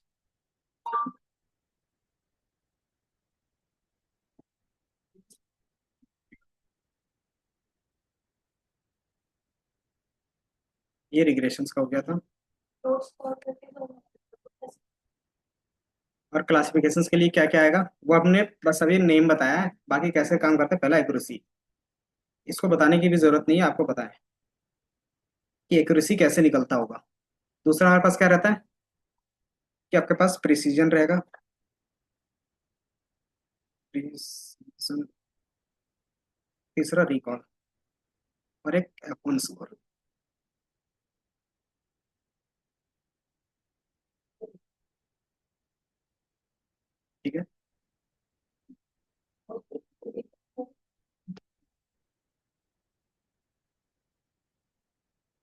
और अगर एक देखोगे तो एक आरओसी रहेगा जो सिर्फ बाइनरी के लिए रहेगा। तो इतना आपका कॉन्सेप्ट है।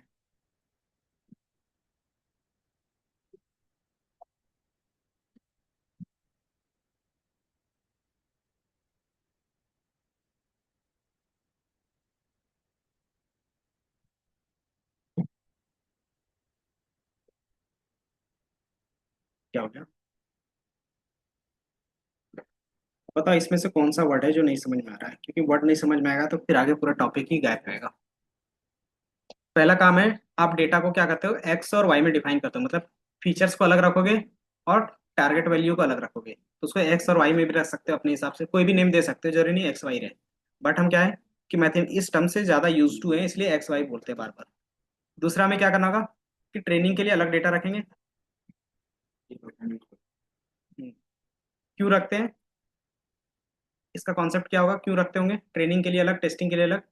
ताकि सारा डेटा ये क्रॉस चेक करें ना कि जिसको मैंने ट्रेन किया है वो अच्छे से ट्रेन हुआ है या नहीं ट्रेन हुआ, तो उसका टेस्ट लोगे तभी ना पता चलेगा। तो उसी लिए हमने क्या किया, डेटा को थोड़ा सा अलग रखा है ताकि टेस्ट के टाइम में काम आ जाए। तीसरा हमारे पास क्या है कि आप कौन सा मॉडल क्रिएट करना चाहते हो उसको इंपोर्ट तो करना पड़ेगा। देन फिर उसमें क्या करोगे, ट्रेन करोगे। ट्रेन करने के बाद क्या करते हो, प्रिडिक्शंस करते हो, मतलब उस मॉडल को वो एग्जाम देगा। एग्जाम देने के बाद उसका कुछ रिजल्ट आएगा। अब उस रिजल्ट को और जो एक्चुअल रिजल्ट था दोनों को क्या मिला के देखते हो कि ट्रेनिंग टाइम में वो कितना गलती कर रहा था और टेस्टिंग टाइम में कितना गलती कर रहा था, है ना। और उसको आप क्या कह सकते क्रॉस, अगर एक्चुअल में गलती कितना कर रहा है वो देखना चाह रहे हो तो ये लॉस फंक्शंस के थ्रू दिखे। दूसरा, अगर आपके पास और भी पैरामीटर्स जिसके बेस पे क्या करते हो, एक्यूरेसी, कि वो कितना सही बता रहा है परसेंटेज के फॉर्म में दिखा सकते हो इसमें, तो इसके लिए हमारे पास अलग अलग चीजें हैं। तो ये सारा चीज है। एंड देन फाइन ट्यूनिंग का मतलब क्या होता है कि अगर आपका मॉडल सही से काम नहीं कर रहा है, कि जितना एक्यूरेसी आनी चाहिए तो उतनी नहीं आ रही है, तब क्या कर सकते हो, उसको इम्प्रूव कर सकते हो। तो इम्प्रूव करने का तरीका फाइन ट्यूनिंग के अंदर रहता है। तो सबसे पहला जो तरीका रहेगा, आप क्या करोगे, रेगुलराइजेशन यूज करोगे। अगर आपका मॉडल ओवरफिट हो गया है तो वहां पे क्या यूज कर लेंगे, L2 यूज कर लेंगे। रिस्क का, रिस्क क्या करता है कि ओवरफिटिंग से बचाता है। अगर आपके पास अंडर फिट है तो क्या करोगे, आप डेटा इंक्लूड करोगे, और कि डेटा जितना ज्यादा होगा उतना ज्यादा क्या होगा, उसको पैटर्न फाइंड करने में इजी होगा, है ना। तो वो चीज हम लोग अब देखेंगे। तो सबसे पहले आप क्या करते हो, डेटा डिवाइड करते हो। डेटा एक्स और वाई में डिवाइड करने के लिए क्या क्या तरीका हो बता सकते हो? एक्स में से टारगेट। तो ये पुराना ही स्टेप है, अगर आप देखोगे तो एक्स और वाई को कुछ इस तरीके से लिख लेंगे। एक्स में क्या होगा कि आपके पास सिर्फ फीचर्स होंगे और वाई में क्या होगा, टारगेट होगा। दूसरा हमारे पास क्या था, ट्रेन टेस्ट स्प्लिट में आपको डिफाइन करना था। ये पुराना स्टेप, आपको ये यहाँ तक हमेशा करना पड़ेगा, कोई भी मॉडल बनाओगे ना तो यहाँ तक का स्टेप क्या है, सिंपल सिमिलर है, कोई भी चीज चेंज नहीं होगा। ये दिख रहा है कि आप क्या कर रहे हो, एसकेएलएन से मॉडल सिलेक्शंस ला रहे हो और इसमें से क्या, ट्रेन टेस्ट स्प्लिट फंक्शंस का यूज कर रहे हो। और ये जो ट्रेन टेस्ट स्प्लिट है वो कितना वेरिएबल को क्या होता है, रिटर्न कितना कर, तो 4 वेरिएबल रिटर्न करता है। कौन कौन से, तो ट्रेनिंग और टेस्टिंग का। तो मान लो ये क्या करेगा, सबसे पहले दो इस तरीके से सीट बना के रखेगा, या फिर बोल सकते हैं 4 वेरिएबल। इसमें क्या रहेगा, ट्रेनिंग का डेटा रहेगा, और इसमें क्या रहेगा, टेस्टिंग का। और ट्रेनिंग में क्या क्या रहेगा कि ट्रेनिंग का हमारे पास क्या रहेगा, एक्स ट्रेन करेगा वैल्यू, और उसका जो टारगेट होगा उसका वाई होगा। इसी तरह से टेस्ट का भी एक्स होगा और इसका भी वाई होगा, है ना। तो यही चीज यहाँ पे डिफाइन है, एक्स ट्रेन है तो हमारे पास क्या है, वाई टेस्ट, वाई ट्रेन भी होगा, तो इसका ट्रेनिंग वाला पार्ट मतलब वाई वैल्यू। इसी तरीके से एक्स टेस्ट है, इसका एक्स, और इसका भी क्या होगा, वाई होगा। ठीक है। और ये हमारा क्या है, टेस्टिंग के लिए अलग से रख लेंगे और इसको अलग रखेंगे। तो ट्रेनिंग के लिए हम लोग क्या क्या यूज करेंगे, एक्स ट्रेन और वाई ट्रेन, है ना। अब इसके बाद हमारा क्या टास्क था, तो आपको इसका सबसे पहले आपको मॉडल लोड करना पड़ेगा कि आप कौन से मॉडल पे काम करना चाह रहे हो। मॉडल लोड करना पड़ेगा।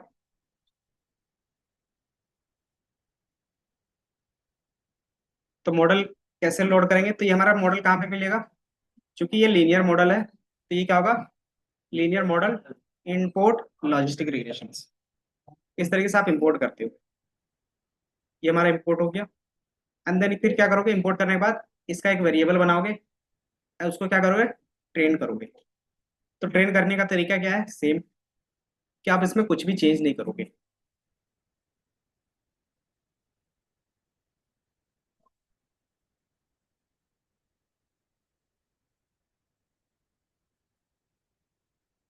इसमें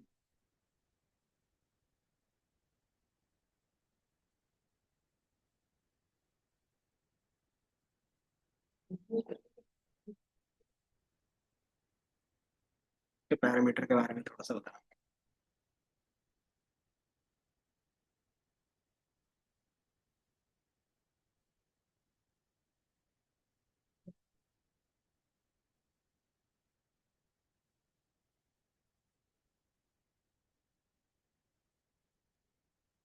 तो हो गया। अब ये मॉडल ट्रेन हो गया। अब इस मॉडल का मुझे क्या करना है, पहले बता दो। अच्छा, इसको रन नहीं किया था क्या? रन नहीं किया है कुछ भी। Extend df on value.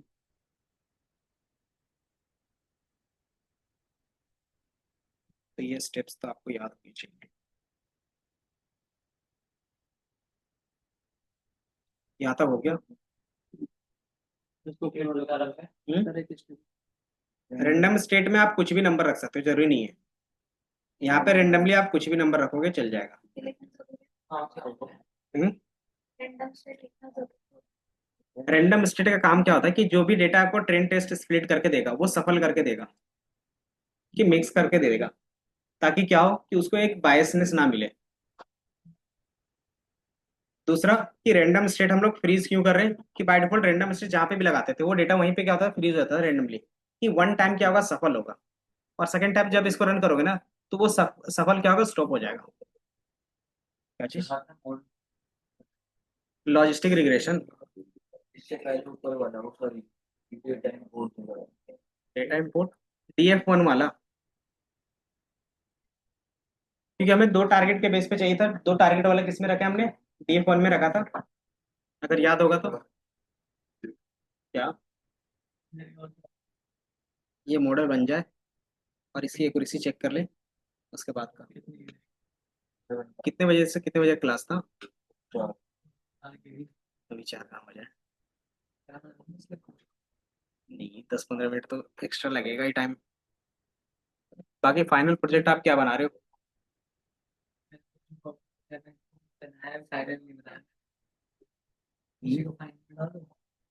Answer भी करना है। इंटीग्रेशन वाला ही करना। चलेगा, लेकिन उसके बेस पे एक दो आपके पास पता होना चाहिए, लीनियर लॉजिस्टिक जो हम पढ़ा रहे हैं। क्योंकि वो जो मॉडल बनाओगे तो और भी कौन कौन सा मॉडल है वो पूछ लेंगे। वो ही पढ़ के बैठ जाएंगे। हम्म, चलेगा। एमएल पे भी बनाओ चल जाएगा। बट इसमें आप ये बोल सकते हैं ना डायरेक्टली कि उतना डेप्थ तक गए नहीं, कि एमएल तक का ही देखा ना। मैंने जैसे एमएल का बना रखा है और वो लेफ्ट में चला के कोई उससे हम्म। देखो, इसमें अपना एक जेन्युइन कंसर्न रख सकते हो कि it is my first time to learn the machine learning. तो उतना अच्छे से कॉन्सेप्ट नहीं, लेकिन हाँ जितना कॉन्सेप्ट समझ में आया उसका मैंने एक प्रोजेक्ट बनाया है। नहीं।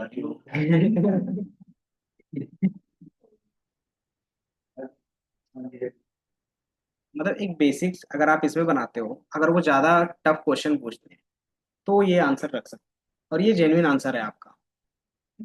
हम्म, क्योंकि उनको भी पता है कि एमएल में फर्स्ट टाइम में करने पे, और वो भी जिस समय आप पढ़ रहे हो उसी टाइम आप एग्जाम लोगे, तो थोड़ा सा टाइम टेकिंग रहता है। कौन सा? इसमें कोई भी नया स्टेप नहीं है, सिर्फ एक नया आएगा, ये लॉजिस्टिक रिग्रेशन। और कुछ नया नहीं लिखा हुआ होगा। पुराना वाला अगर मॉडल उठा के देखोगे कंपेयर करके ना, तो कुछ भी डिफरेंस नहीं है। तो इंटरव्यू में वो बोलेगा लिख के दिखाओ, क्या हो रहा है, टू मेनी अनपैकिंग। तो इसमें एक्स ट्रेन है, एक्स टेस्ट है, वाई ट्रेन है, और वाई टेस्ट कहाँ है इसका? यहाँ पे वाई टेस्ट लिखोगे तब ना, कि एक्स वाई टेस्ट का भी वैल्यू तो होना चाहिए ना। अब ये ट्रेनिंग हो गई, अब मॉडल से क्या करना है, मुझे प्रिडिक्शंस पे काम करना है। प्रिडिक्शंस पे कैसे काम कर सकते हैं? तो जो मॉडल का नेम है, मॉडल डॉट प्रिडिक्ट।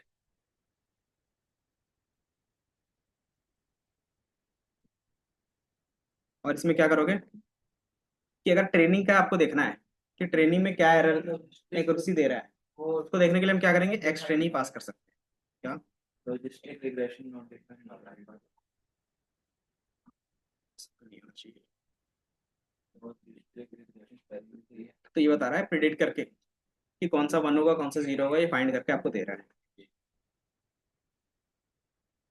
तो ट्रेनिंग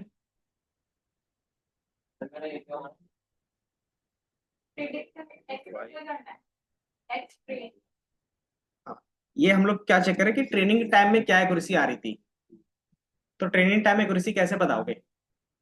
जो एक्चुअल ट्रेनिंग टाइम में वाई होगा वो, और ट्रेनिंग टाइम का ही क्या करोगे आप, प्रिडिक्शंस करके देखोगे, वो दोनों को मैच करेंगे ना। इस लाइन का मीनिंग बता सकता है कोई कि मैंने एक्स ट्रेन ही क्यों रखा है? बताओ अमन, आप बताओ। ये लास्ट लाइन, ये जो लास्ट लाइन हमने किया है कि model dot predict x trend, इसका मतलब क्या होगा?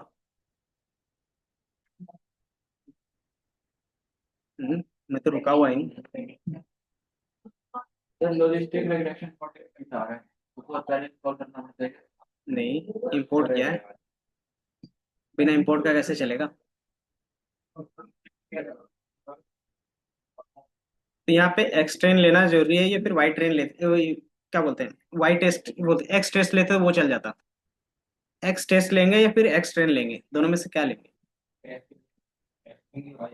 हम्म जैसे मुझे इसमें, अच्छा ये बताओ, इसका टाइटल देना होगा तो क्या लिख सकते हैं इसमें? जैसे हर किसी का मैंने एक टाइटल दिया है, तो ये टाइटल इसका क्या जाएगा? इसमें हम क्या कर रहे हैं, कि इस लाइन ऑफ कोड में क्या कर रहे हैं बताओगे? निखिल बताओ। सर बाइक को प्रिडिक्ट कर रहे हैं। तो वाई किसका प्रेडिक्ट कर रहे हैं? बाइक किसका predict कर हमारे पास ट्रेनिंग का था, टेस्टिंग का था, दोनों थे ना, रहा है? हाँ, दोनों रखे हुए थे। तो यहाँ पे मैंने किसको पास किया?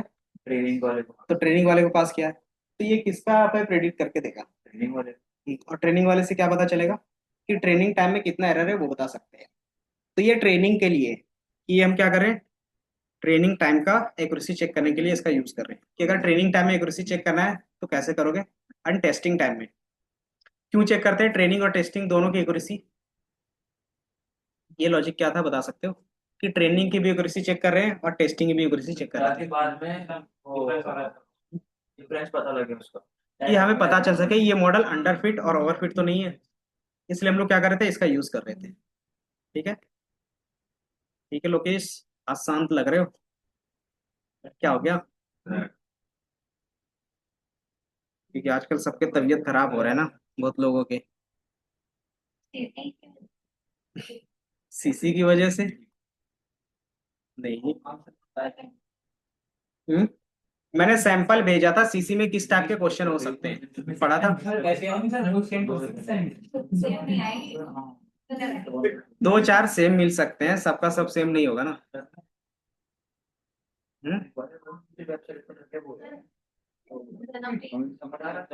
यही तो अब तक नहीं है ना।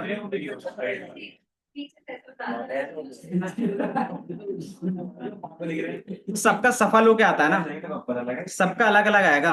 क्वेश्चन एक ही होगा सर, वो ऊपर नीचे होगा सर, क्वेश्चन एक ही होगा, आगे पीछे। हाँ, सफल जैसे और होता है ना कि एबीसी सेट बना हुआ रहता है, और हो सकता है कि एबीसी सेट में भी अलग अलग क्वेश्चन उसी तरीके से है। तो जिसका सेट होगा वही। तो इस तरीके से 5 से 6 सेट हैं और उसके बेस पे क्वेश्चन है। हाँ जी। इधर क्या हो गया सार्थक, मतलब मौका मिला नहीं कि चालू नहीं। अब ट्रेनिंग टाइम का एक्यूरेसी बताओ कितना आ रहा है? ट्रेनिंग टाइम का एक्यूरेसी जल्दी से बताओ। हम्म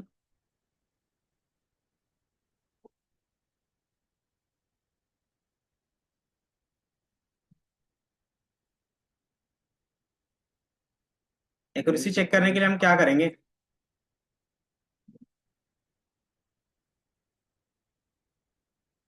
आपको मैंने बोला था कि आप क्या करते हो, एवोल्यूशन मैट्रिक्स में यूज करते हो। सर ये जो हमने हम्म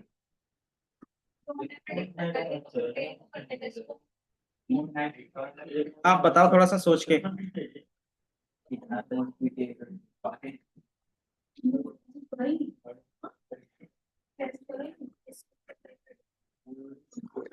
ये बताओ, एरर तो आ रहा है अजीब सा। देख लो, यहाँ तक बताओ मुझे नॉट फिटेड क्या चीज पूछ रहे थे आप? हैं? कि हम टेस्ट डेटा को predict क्यों नहीं करेंगे? अगर करेंगे तो क्यों करेंगे? दोनों का जवाब है। हाँ वो तो मुझे पता है, और यही चीज मैंने अभी बताया था जो साफ में कि यहाँ पे टाइटल क्या लिखेंगे। ये टाइटल हमने क्या लिखा था? Training data. हाँ, तो इसका यूज कहाँ पे होगा?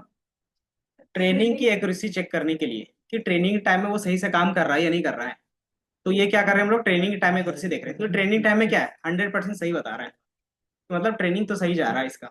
अब क्या करेंगे, टेस्ट देंगे कि इसको एक क्वेश्चन पेपर देंगे। क्वेश्चन पेपर हमारा क्या था कि वो हमारा एक्स टेस्ट था, तो इसको कैसे दोगे आप? तो सेम जिस तरीके से हमने यहाँ पे दिया था, टेस्ट डेटा प्रिडिक्शंस। और ये डेटा क्या है, अनसीन है हमारे मॉडल के लिए, क्योंकि ट्रेन वाला क्या था, सीन था, तो वो हो सकता है रट लिया हो, इसीलिए जवाब दे दिया। अब वही चीज को हम क्या करेंगे, अलग से पूछेंगे। अब ये चीज हमारे पास आ गया। अब ये क्या हो गया, टेस्ट वाई का प्रिडिक्शंस ये है। अब इसकी एक्यूरेसी चेक करने के लिए आप क्या करोगे, सेम मेथड यूज करोगे एक्यूरेसी का ही। एक्यूरेसी स्कोर क्या देगा, परसेंटेज देता है और कुछ नहीं। अब परसेंटेज कैसे निकलता था, मैंने निकाल के दिखाया था कि 80-20 का किस तरीके से निकल रहा था। और यहाँ पे जाएगा Y test comma test Y. अब इसकी भी एक्यूरेसी क्या है, 100%। मतलब ये हमारा क्या है, अच्छा खासा ट्रेंड है कि ये ट्रेनिंग वाले में भी एक्यूरेसी सेम दे रहा है और टेस्टिंग वाले में भी दे रहा है। और ये 100% क्यों आ रहा है, क्योंकि ये क्या है, डेटा हमारे पास बहुत कम है, ये है इसलिए। ये समझ में आया कि ट्रेनिंग टाइम में भी क्या है, एक्यूरेसी अच्छी है और टेस्टिंग में भी अच्छी है। और ये 100% है। वन का मतलब क्या होगा, 100%। शेयर कर देते हैं।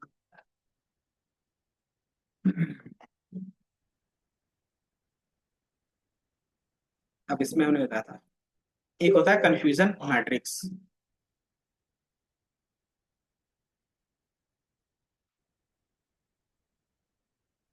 या फिर एरर चेक करना, तो कैसे चेक कर सकते हो?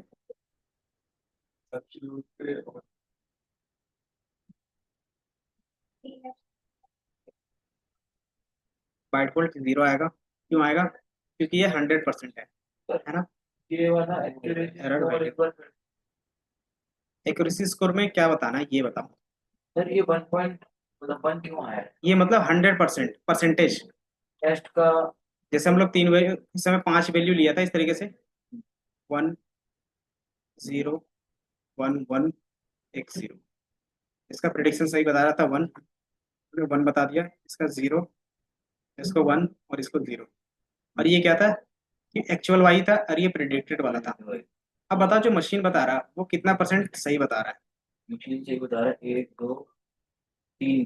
पहला सही है, दूसरा गलत है, तीसरा तीसरा भी गलत है ना, तीसरा गलत है, लास्ट वो सही है। दो सही है। अब बताओ कि मशीन की एक्यूरेसी यहाँ पे कितनी निकली? मशीन को एक्यूरेसी यहाँ पर 3 बार 5। 60। तो 60% एक्यूरेसी आई। अगर ये मशीन्स और एक्चुअल दोनों सेम सेम होते, ये भी बता रहा है ये 0, ये 1, ये 1 और ये 0, अब बताओ मशीन की एक्यूरेसी कितनी होती? हाँ, 1 2 ये भी सही बता रहा है, 3। ये भी सही बता रहा है, ये भी सही बता रहा है, ये भी सही बता रहा है, ये भी सही, मतलब ये अलग एग्जांपल मैंने इधर रखा है, इधर का अलग एग्जांपल है। तो ये एक्यूरेसी कितनी हो गई, 100% हो गई। तो या तो आप 1 बोलो या तो 100 बोलो, कि 0 से 1 मतलब परसेंटेज को में अगर उसको 100 से मल्टीप्लाई करते हैं तो ये हमारा क्या होता है, मतलब 100% सही बता रहा है। जब हम लोग एक और, ये क्या हो गया, सीखने के लिए हो गया। इसका हम लोग आगे जाके ना एक लोन पे बनाएंगे, और एक हम लोग क्या करेंगे, हेल्थ पे बनाएंगे, हार्ट डिजीज पे। तो एटलीस्ट 2 प्रोजेक्ट पे बना लेंगे। ये जो आज प्रोजेक्ट कर रहे हैं एटीएम में दिखा हम्म, दो। पैम में देखो, दिखाने के लिए और समझाने के लिए दोनों चीज पूछ लेंगे, बट इसमें और भी जो चीजें हैं, जैसे इसके एक्यूरेसी स्कोर में आएंगे, हाँ वो दिखा सकते हो। बट ये है कि आपका खुद का भी कुछ ना कुछ होना चाहिए। अगर सेम चीज लेके 2 बंदे और पहुंच गए तो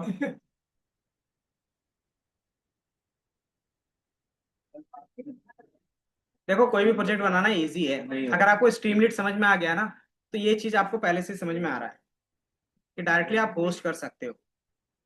इसीलिए मैंने क्या किया था, उसमें से 2 या 3 दिन का टाइम दिया था, ताकि आपको एक पूरा प्रोजेक्ट कैसे बनता है वो। टेम्पलेट में सही से हो जाएगा फ्रंट एंड। हम्म, मतलब उसमें कस्टमाइजेशन का उतना ऑप्शन नहीं मिलेगा बस, जितना HTML CSS जावास्क्रिप्ट में मिलता है। लेकिन हाँ और HTML CSS जावास्क्रिप्ट यूज कर लिया फिर।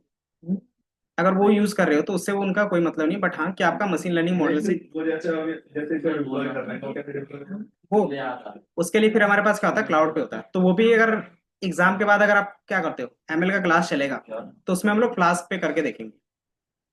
क्लास क्या होता था कि उसमें HTML CSS जावास्क्रिप्ट का यूज करके करते हैं, उसको कैसे होस्ट कर सकते हैं वो भी देख सकते हैं। क्या क्या देख लो कहाँ पे, यहाँ तक सबका समझ में आया? बताओ है? मानसी। देन इसके बाद का जो पार्ट था कि हम एक्यूरेसी और तरीके से भी चेक कर सकते हैं। तो इसमें आता है कि कंफ्यूजन मैट्रिक्स, जो मैंने एक मैट्रिक्स बनाया था, अगर याद होगा तो इस तरीके से। नहीं, दोनों का कर सकते हो कि ट्रेनिंग टाइम में एरर कितना है और टेस्टिंग टाइम में एरर कितना है, वो दोनों चेक कर सकते हो। बट हमने एक ही चेक किया है, क्यों किया है? क्योंकि वो जीरो आ रहा था ना, तो हमें दोनों चेक करने का कोई बेनिफिट है नहीं। बट एरर जीरो तो कभी आता ही नहीं है। तो इसको फिर हम लोग क्या बोलेंगे, ओवरफिटिंग।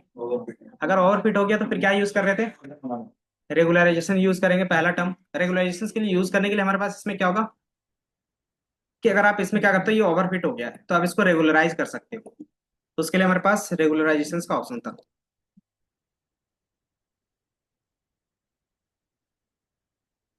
तो रेगुलराइजेशन ओवरफिटिंग के लिए कौन सा यूज होता था, इफ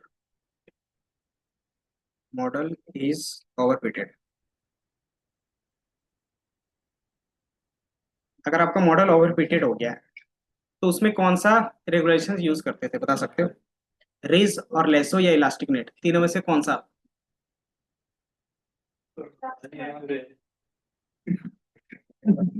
तुक्का, MCQ है, तुक्का लगाना है तो गलत हो सकता है। इसी तरीके से MCQ में भी पूछ सकते हैं कि ओवरफिट मॉडल पे हम लोग क्या यूज करेंगे, रीज, लेसो, इलास्टिक नेट या नन ऑफ दीज। हमारा यहाँ पे टेस्ट का ही predict एक नंबर कट गया predict आना है। predict करिए ना हमें टेस्ट आना हाँ, कर लेसो वाई टेस्ट और टेस्ट वाई, उसमें वाई जाएगा, उसमें क्या जाएगा कि हमारा टेस्ट वाला जाएगा। टेस्ट वाला लेंथ नहीं मिल रहा होगा उसको, सेप, तो वो सेप आपने अलग अलग रखा है कि एक्स टेस्ट पे करो। जो एक्स टेस्ट लिखा है ना ऊपर में, प्रेडिक्ट के टाइम में एक्स टेस्ट करो। लेसो या था रिच था, दोनों में से।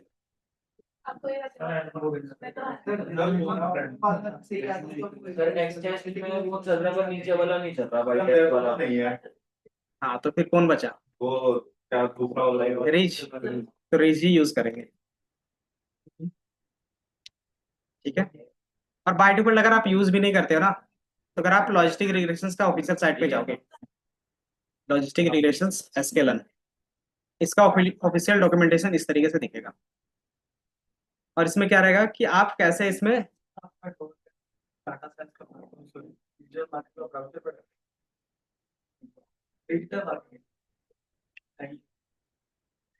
तो इसमें हमारे पास क्या है, कुछ पैरामीटर है, दिख रहा है। तो इसमें मेन रहता है पैरामीटर्स के बारे में बताना। पहला क्या है, पेनल्टी। पेनल्टी क्या था कि ये हमारा जब भी ओवरफिट हो जाएगा तो उसको हम लोग क्या कर सकते हैं, रोक सकते हैं। तो बाय डिफॉल्ट यहाँ पे कौन सा लगा हुआ रहता है, L2। मतलब आपके पास सीरीज पहले से डिफॉल्ट रहता है, लगाना चाहो तो लगा सकते हो। लगाने के लिए आप क्या लिखते हो, पेनल्टी और L2। देन इसके अलावा हमारे पास C एक वैल्यू होता है कि ये जो पेनल्टी होगा कितना स्ट्रांग होगा। 1 का मतलब है कि टोटली क्या होगा, 100% स्ट्रांग होगा। और 0 मतलब कि क्या कर सकते हैं हम लोग, थोड़ा सा सॉफ्ट रख सकते हैं। तो ये C की वैल्यू होती है। अब इसमें से एक आता है सॉल्वर। सॉल्वर मतलब वो इटरेशन किसके बेस पे करता होगा कि परफेक्ट मॉडल कैसे फाइंड करेगा वो। तो वो क्या करता है, सॉल्वर के थ्रू करता है। सॉल्वर में क्या होता है कि मल्टीपल मेथड्स होते हैं। अगर आप देखोगे, ये regularize the logistic regressions lib linear by default रहता है। कौन सा, तो पहला आपको पता है या तो L1 होगा, L2 होगा, इलास्टिक नेट होगा, या तो आप क्या रख सकते हो, नन रख सकते हो। डिफॉल्ट क्या रहता है, L2 रहता है। और हर एक का क्या यूज केस है आपको यहाँ पे दिखेगा। दूसरा ये हमारे पास जो यूज केस है जिसको हम लोग यूज करते हैं वो मैं बता रहा हूँ। ये क्या करता है, इनवर्स ऑफ रेगुलराइजेशन स्ट्रेंथ, कि अगर आप इसका स्ट्रेंथ बढ़ाना चाहते हो तो क्या कर सकते हो, आप वैल्यू इंक्रीज कर सकते हो। अगर डिक्रीज करते हो तो वो क्या होता है आपके पास, उसका जो हार्ड होगा, क्या बोलते हैं उनको, जो भी उनको पेनल्टी मिल रही है वो सॉफ्ट पेनल्टी, मतलब क्या है कि अगर कुछ एरर रखता है तो भी थोड़ा सा काम चल सकता है। तीसरा हमारे पास क्या रहेगा, क्लास वेट, जो मैंने बैलेंस और अनबैलेंस के बेस पे बताया था, कि अगर आपका डेटा बैलेंस नहीं है तो यहाँ से क्या कर सकते हो आप, बैलेंस कर सकते हैं, और बाय डिफॉल्ट क्या करता है ये बैलेंस ही रखता है। तीसरा हमारे पास क्या रहेगा, रेंडम स्टेट, आपको पता है रेंडम स्टेट क्या था, कि आप क्या करते थे, कोई भी वैल्यू एक पास कर देते थे तो उसके बेस पे एक ही टाइम में सफल हुआ वही क्या रहेगा, स्टेट फ्रीज हो जाएगा, कि तभी आप कहीं पे भी वो डेटा यूज करोगे ना तो सेम क्या होगा, डेटा आएगा, कभी भी बार बार सफल नहीं होगा। देन एक आता है सॉल्वर। सॉल्वर क्या आता है, एल्गोरिदम होता है ऑप्टिमाइजेशन प्रॉब्लम का। ऑप्टिमाइजेशन का मतलब क्या हो गया, कि जो हम लोग इससे पहले एम और सी को लूप में चला के देख रहे थे, अगर याद होगा तो ग्रेडियंट बोल रहे थे जिसको, है ना, तो वही चीज ये होता है। ये क्या होता है, ग्रेडियंट के बेस पे काम करता है, कि जो एक्चुअल एरर है ये क्या करता है, एरर को रिड्यूस करता है, कि आपके पास जो एक्चुअल वाई होगा और प्रिडिक्टेड होगा इसके बीच का जो डिफरेंस है वो एरर, उस एरर को किस में हम लोग मिनिमम रख सकते हैं। तो इसके लिए आप क्या करते हो कि बेसिक एक लूप चला सकते थे, उसमें काम कर सकते हैं। इसी तरीके से हमारे पास क्या होता है ना, अलग अलग एल्गोरिदम पहले से डिफाइन है। एलबीएफ है, लिव लीनियर है, न्यूटन सीजी है, न्यूटन कॉस्की है, सेग है और सागा है। बाय डिफॉल्ट कौन सा आता है, एलबीएफजी रहता है। अगर आप क्या करते हो मल्टी क्लासिफिकेशन के लिए करोगे तो कौन सा यूज करेंगे, लिव लीनियर, या तो फिर क्या यूज कर सकते हो, एक हमारे पास सागा का सैग का यूज कर सकते हैं। ये दो चीज हम लोग ज्यादातर यूज करते हैं। अगर बोलोगे ये एल्गोरिदम दिखते कैसे होंगे, तो सिंपली आप क्या करो, यहाँ से कोई भी कॉपी कर लो और सर्च कर लो। तो ये पूरा क्या है, प्योर मैथ होता है आपके पास। इसका अगर मैं इमेज के बेस पे देख लूँ, देख ले रहे, ये इमेज नहीं आ रहा क्या,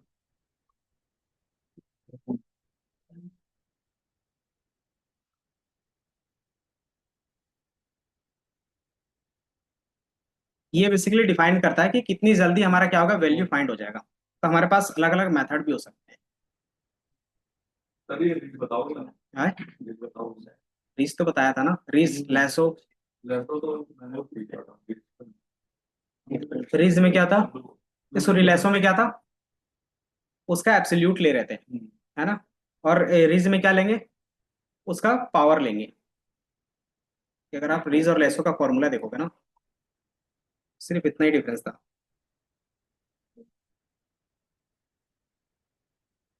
फॉर्मूला अगर यहाँ पे दिखा दो तो नहीं दिखा रहा,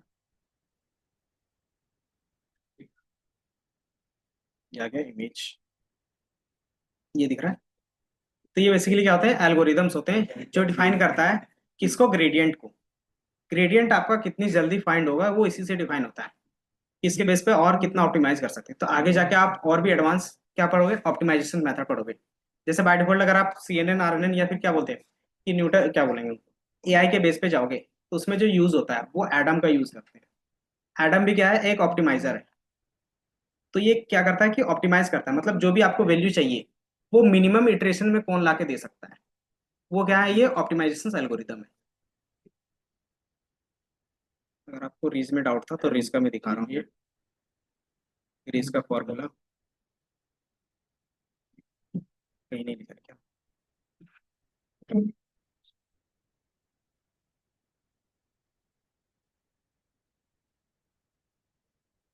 रेगुलराइजेशन,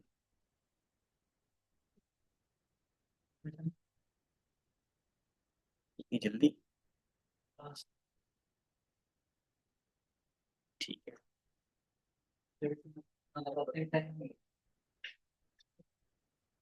ये दिखा, इसमें क्या था आपके पास, मैग्नीट्यूड के बेस पे बात कर रहे थे, लेसो पे, और रीज पे देखोगे ना तो आपका यही क्या है, पावर के बेस पे।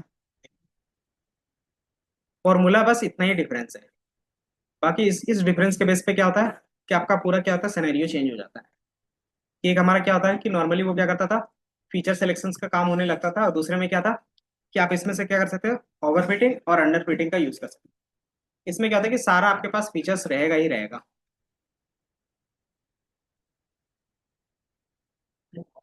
देन लिव लीनियर कब यूज करते हैं, जब वन वर्सेस रेस्ट का यूज करेंगे।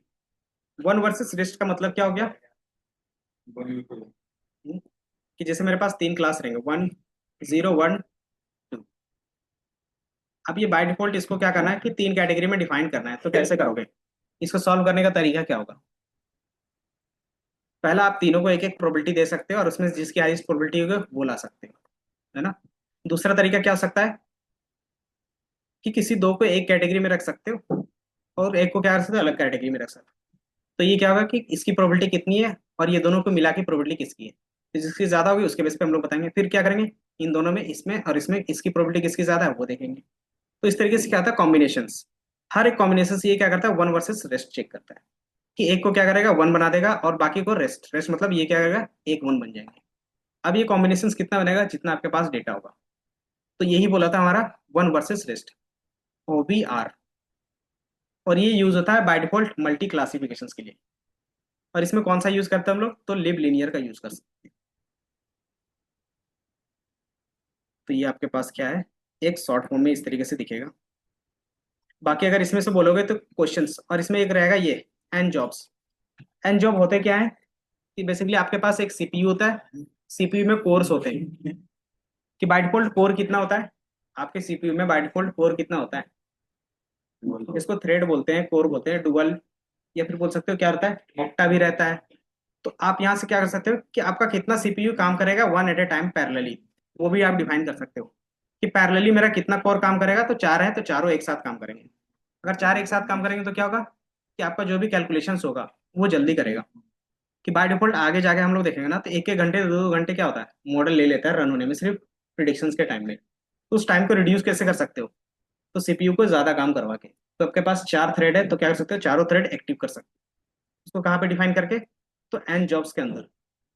कि आप जितना भी यहाँ पे वैल्यू दोगे उतना क्या करेगा वो, आपका सीपीयू एक्टिव कर देगा और उसको वो क्या करेगा, रन करेगा। ये जीपीयू की केस पे भी होता है कि आप जीपीयू भी एक्टिव करना चाहते हो तो क्या कर सकते हो, जीपीयू एक्टिव कर सकते हो। जीपीयू के बाय डिफॉल्ट यहाँ पे बोलते क्या है, जैसे अगर आप नवीडिया का यूज करते हो तो उसमें आता है कूडा का।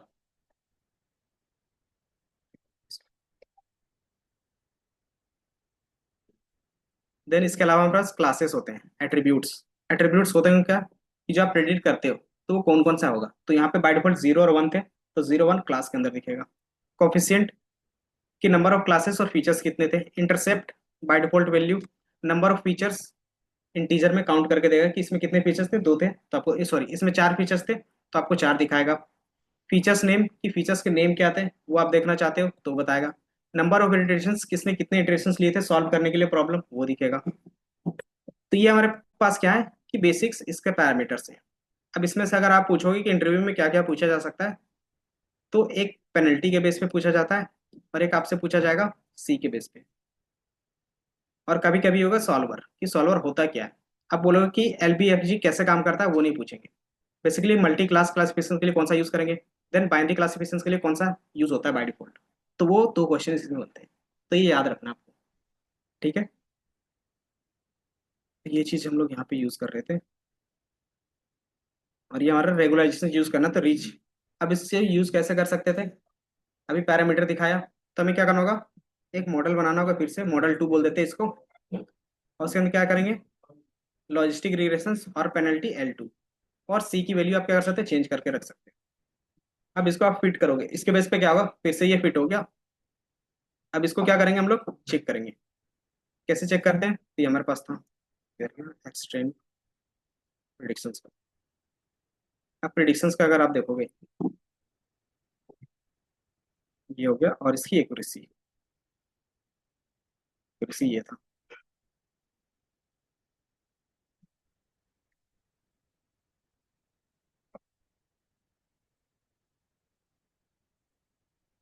तो बाय डिफॉल्ट अभी भी क्या है, एक दिख रहा है, क्योंकि ये हमारे पास कि मैक्सिमम ये है डेटा। और मेरा देख, बाकी यहाँ पे हमने सिर्फ क्या किया है कि जब हम लोग लॉजिस्टिक रिलेशन यूज कर रहे थे उसी टाइम हमने क्या किया, penalty equal to L2 define किया, जो बाय डिफॉल्ट रहता है, और सी की वैल्यू आप डिफाइन कर सकते हैं। तो आपने हमने क्या किया, सी की वैल्यू डिफाइन किया। अगर आप यहाँ से 0.4 कर देते हैं और इसको दोबारा मॉडल को रन करते हैं, इसको क्या बोल रहे हैं, मॉडल 2 बोल रहे हैं। और यहाँ पे मॉडल 2 से ही हमें क्या करना है, प्रेडिक्ट करना है जैसे ये मॉडल 2 से प्रेडिक्ट होगा, और मॉडल 2 का ही स्कोर हमें देखना है। तो ये क्या है, बाय डिफॉल्ट 1 अभी भी दिख रहा है, मतलब ये क्या है कि हमारा डेटा कम है, इसलिए ये कह रहा है हमेशा परफेक्टली क्या हो रहा है, फिट हो रहा है।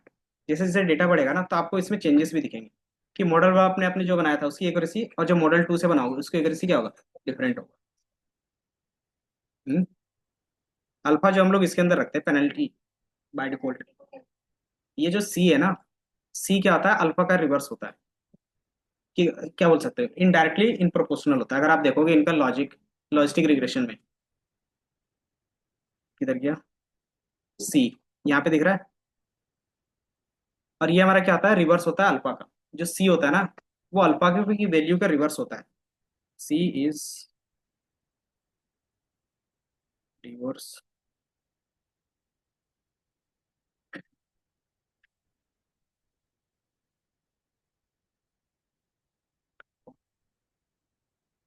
Logistic regression.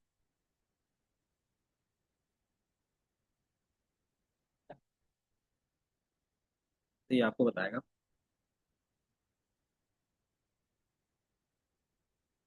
ठीक है। तो ये हमारे पास क्या है, पैरामीटर से। तो आप बोल सकते हैं रिवर्स, मतलब अल्फा की वैल्यू अगर आप बढ़ाते थे तो सी की वैल्यू घटेगा, अगर सी की वैल्यू बढ़ाओगे तो अल्फा की वैल्यू घटेगा। तो बाय डिफॉल्ट जो अल्फा हम लोग वहां पे डिफाइन कर रहे थे, वो इनडायरेक्टली किससे कंट्रोल हो रहा है यहाँ पे, तो सी से कंट्रोल हो रहा है। तो यहाँ पे हम लोग सी के थ्रू क्या कर रहे हैं, कंट्रोल कर रहे हैं। क्योंकि हम लोग नॉर्मली लीनियर रिग्रेशन यूज कर रहे थे, और उसमें लेसो का अगर इंडिविजुअली लेसो ही यूज कर रहे हो तो वहां पे अल्फा डिफाइन करते थे। अगर वही lasso as a penalty use करना चाहते हो तो किसके अंदर, लॉजिस्टिक के अंदर, तो उसमें क्या है, सी है। पैरामीटर सेम है बट इनवर्स है दोनों का एक दूसरे का, कि उसको इंडिविजुअली हम लोग क्या करते हैं, अलग ही बना रहे थे इसलिए। और वो क्या था कि अगर आप देखोगे तो वो सिर्फ क्या था, रिग्रेशन प्रॉब्लम के लिए था। और ये जो हम लोग सॉल्व कर रहे हैं वो क्या है, क्लासिफिकेशन का है। कोड में बस हमने ये ऐड किया था और इसको बोल दिया था model 2। Taste wise not defined बोल रहा है, मतलब वो वेरिएबल आपने कहीं डिफाइन ही नहीं किया।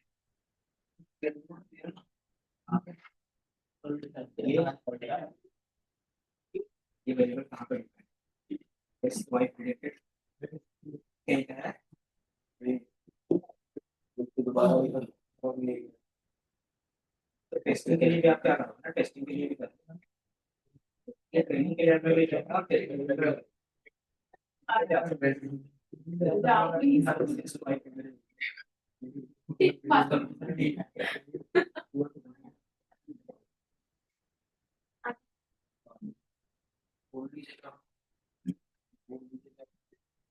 जो कि सिक्स है वैल्यू है, सिक्स कर दिए ऊपर वाले, ये तो फिर हो गया कंट्रोल, जो डुप्लीकेट हुई है वो सिलेक्ट, जल्दी अपना कर्सर एक ही बार में क्या करना है, यहाँ पे लेके जाना।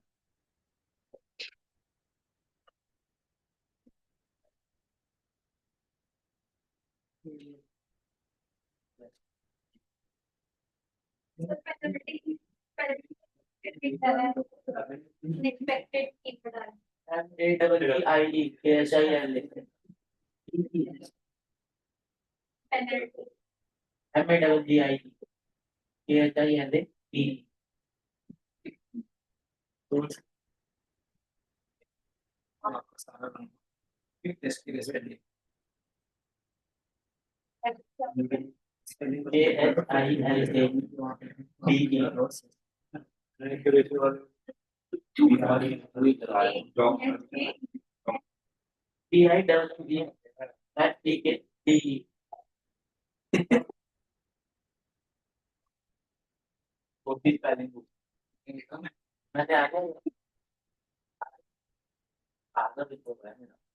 ऐसे कैसे बांटेगा,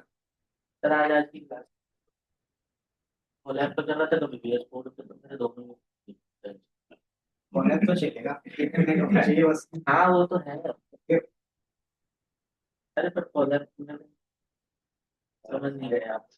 क्या नहीं, अभी मैंने यहाँ पे कोई फाइल यूज किया है, तो जो डेटा है वो हमारे एसक्यूएल के अंदर ही है। ठीक हुआ, पहले एक लाइन में तो देखो जब भी एरर आता है लास्ट लाइन पे देखो क्या लिखा हुआ है, कि जो हमने यूज किया ना वैल्यू, वो क्या है कि सैंपल में कंसेंट्रेशन है, एक में 100 है, एक में 80 है।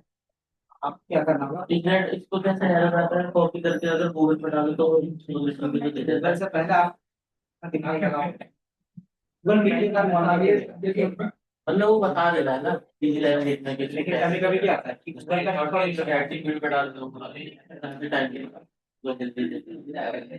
मैंने अपना प्रोजेक्ट बनाया था ना उस टाइम से, मतलब विजुअल है तो वो आया था, मैं ऐसी कॉपी करके गूगल पर अगर आपको ट्रेन का देखना है तो ट्रेन का देख सकते डाल तो थी ना क्या। हैं। कोडिंग में जितनी जल्दी तुम एरर रिजॉल्व करना सीखोगे उतनी जल्दी कोडिंग। ये सर कहते हैं 5 मिनट में फोन करना चाहिए। कितने एरर आ रहे हैं? अच्छा वाइट न्यूज़ का एरर वाइट एरर।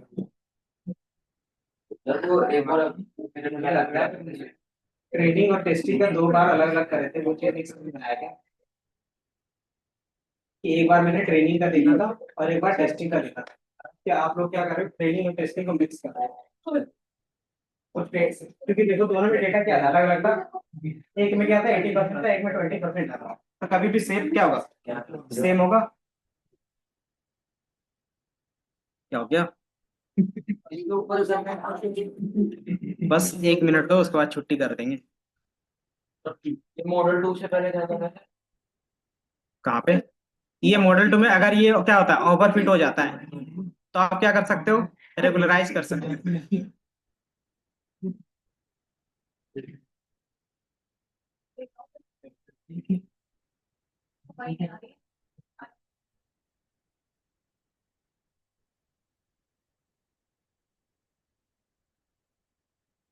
ये हो गया।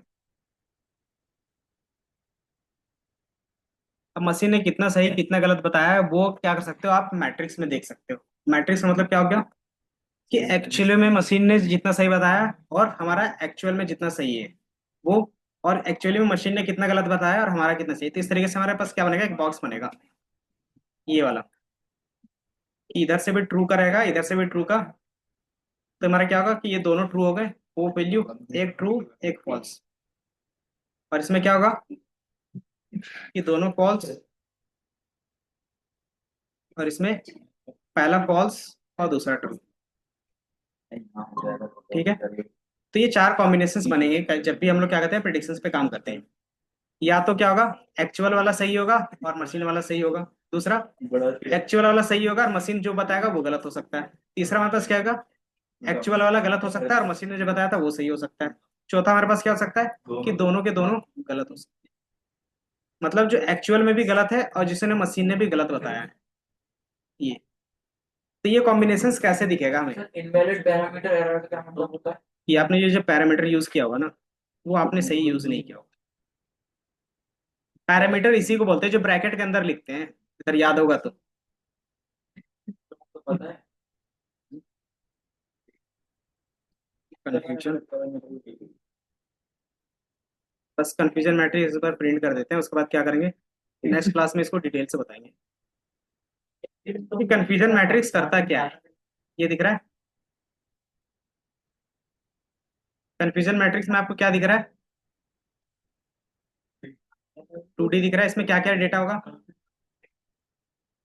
हमारे पास 2 क्लास थे, एक 0 था एक 1 था, है ना। तो जो एक्चुअल में भी 1 था और मशीन ने भी 1 बताया है वो कौन सा है 38 है। जो एक्चुअल में भी 0 था और जो मशीन ने भी 0 बताया वो कितने है 42 है। और यहाँ पे जो है ये दोनों में 0 0, इसका मतलब क्या है कि गलत प्रिडिक्शंस मशीन ने एक भी नहीं किया है, इसीलिए क्या है 100% रिजल्ट आ रहा है। अगर ये और ये अगर कुछ कुछ वैल्यू रहता तो हमें इस वैल्यू को रिड्यूस करना पड़ता, और इसी को हम लोग बोलते हैं L1 क्या बोलते हैं error, type 1 error type 2 error. ये चीज हमने हाइपोथेसिस में पढ़ा था, याद है कि टाइप 1 एरर क्या था टाइप 2 एरर। हाँ नहीं ये चीज बता रहे कि आगे हम लोग कल क्या देखेंगे, एक हम लोग कंफ्यूजन मैट्रिक्स देखेंगे। क्यों नहीं आना, कंफ्यूजन मैट्रिक्स और इसमें क्या क्या चीजें होती है वो हम लोग देखेंगे।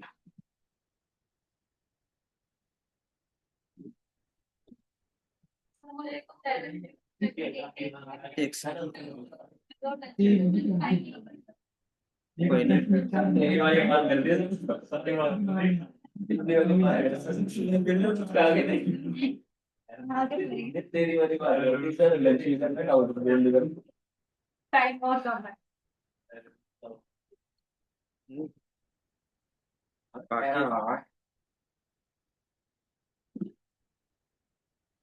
मैंने कौन सा पैरामीटर सही नहीं डाला, मैं कैसे गलत कर पाया?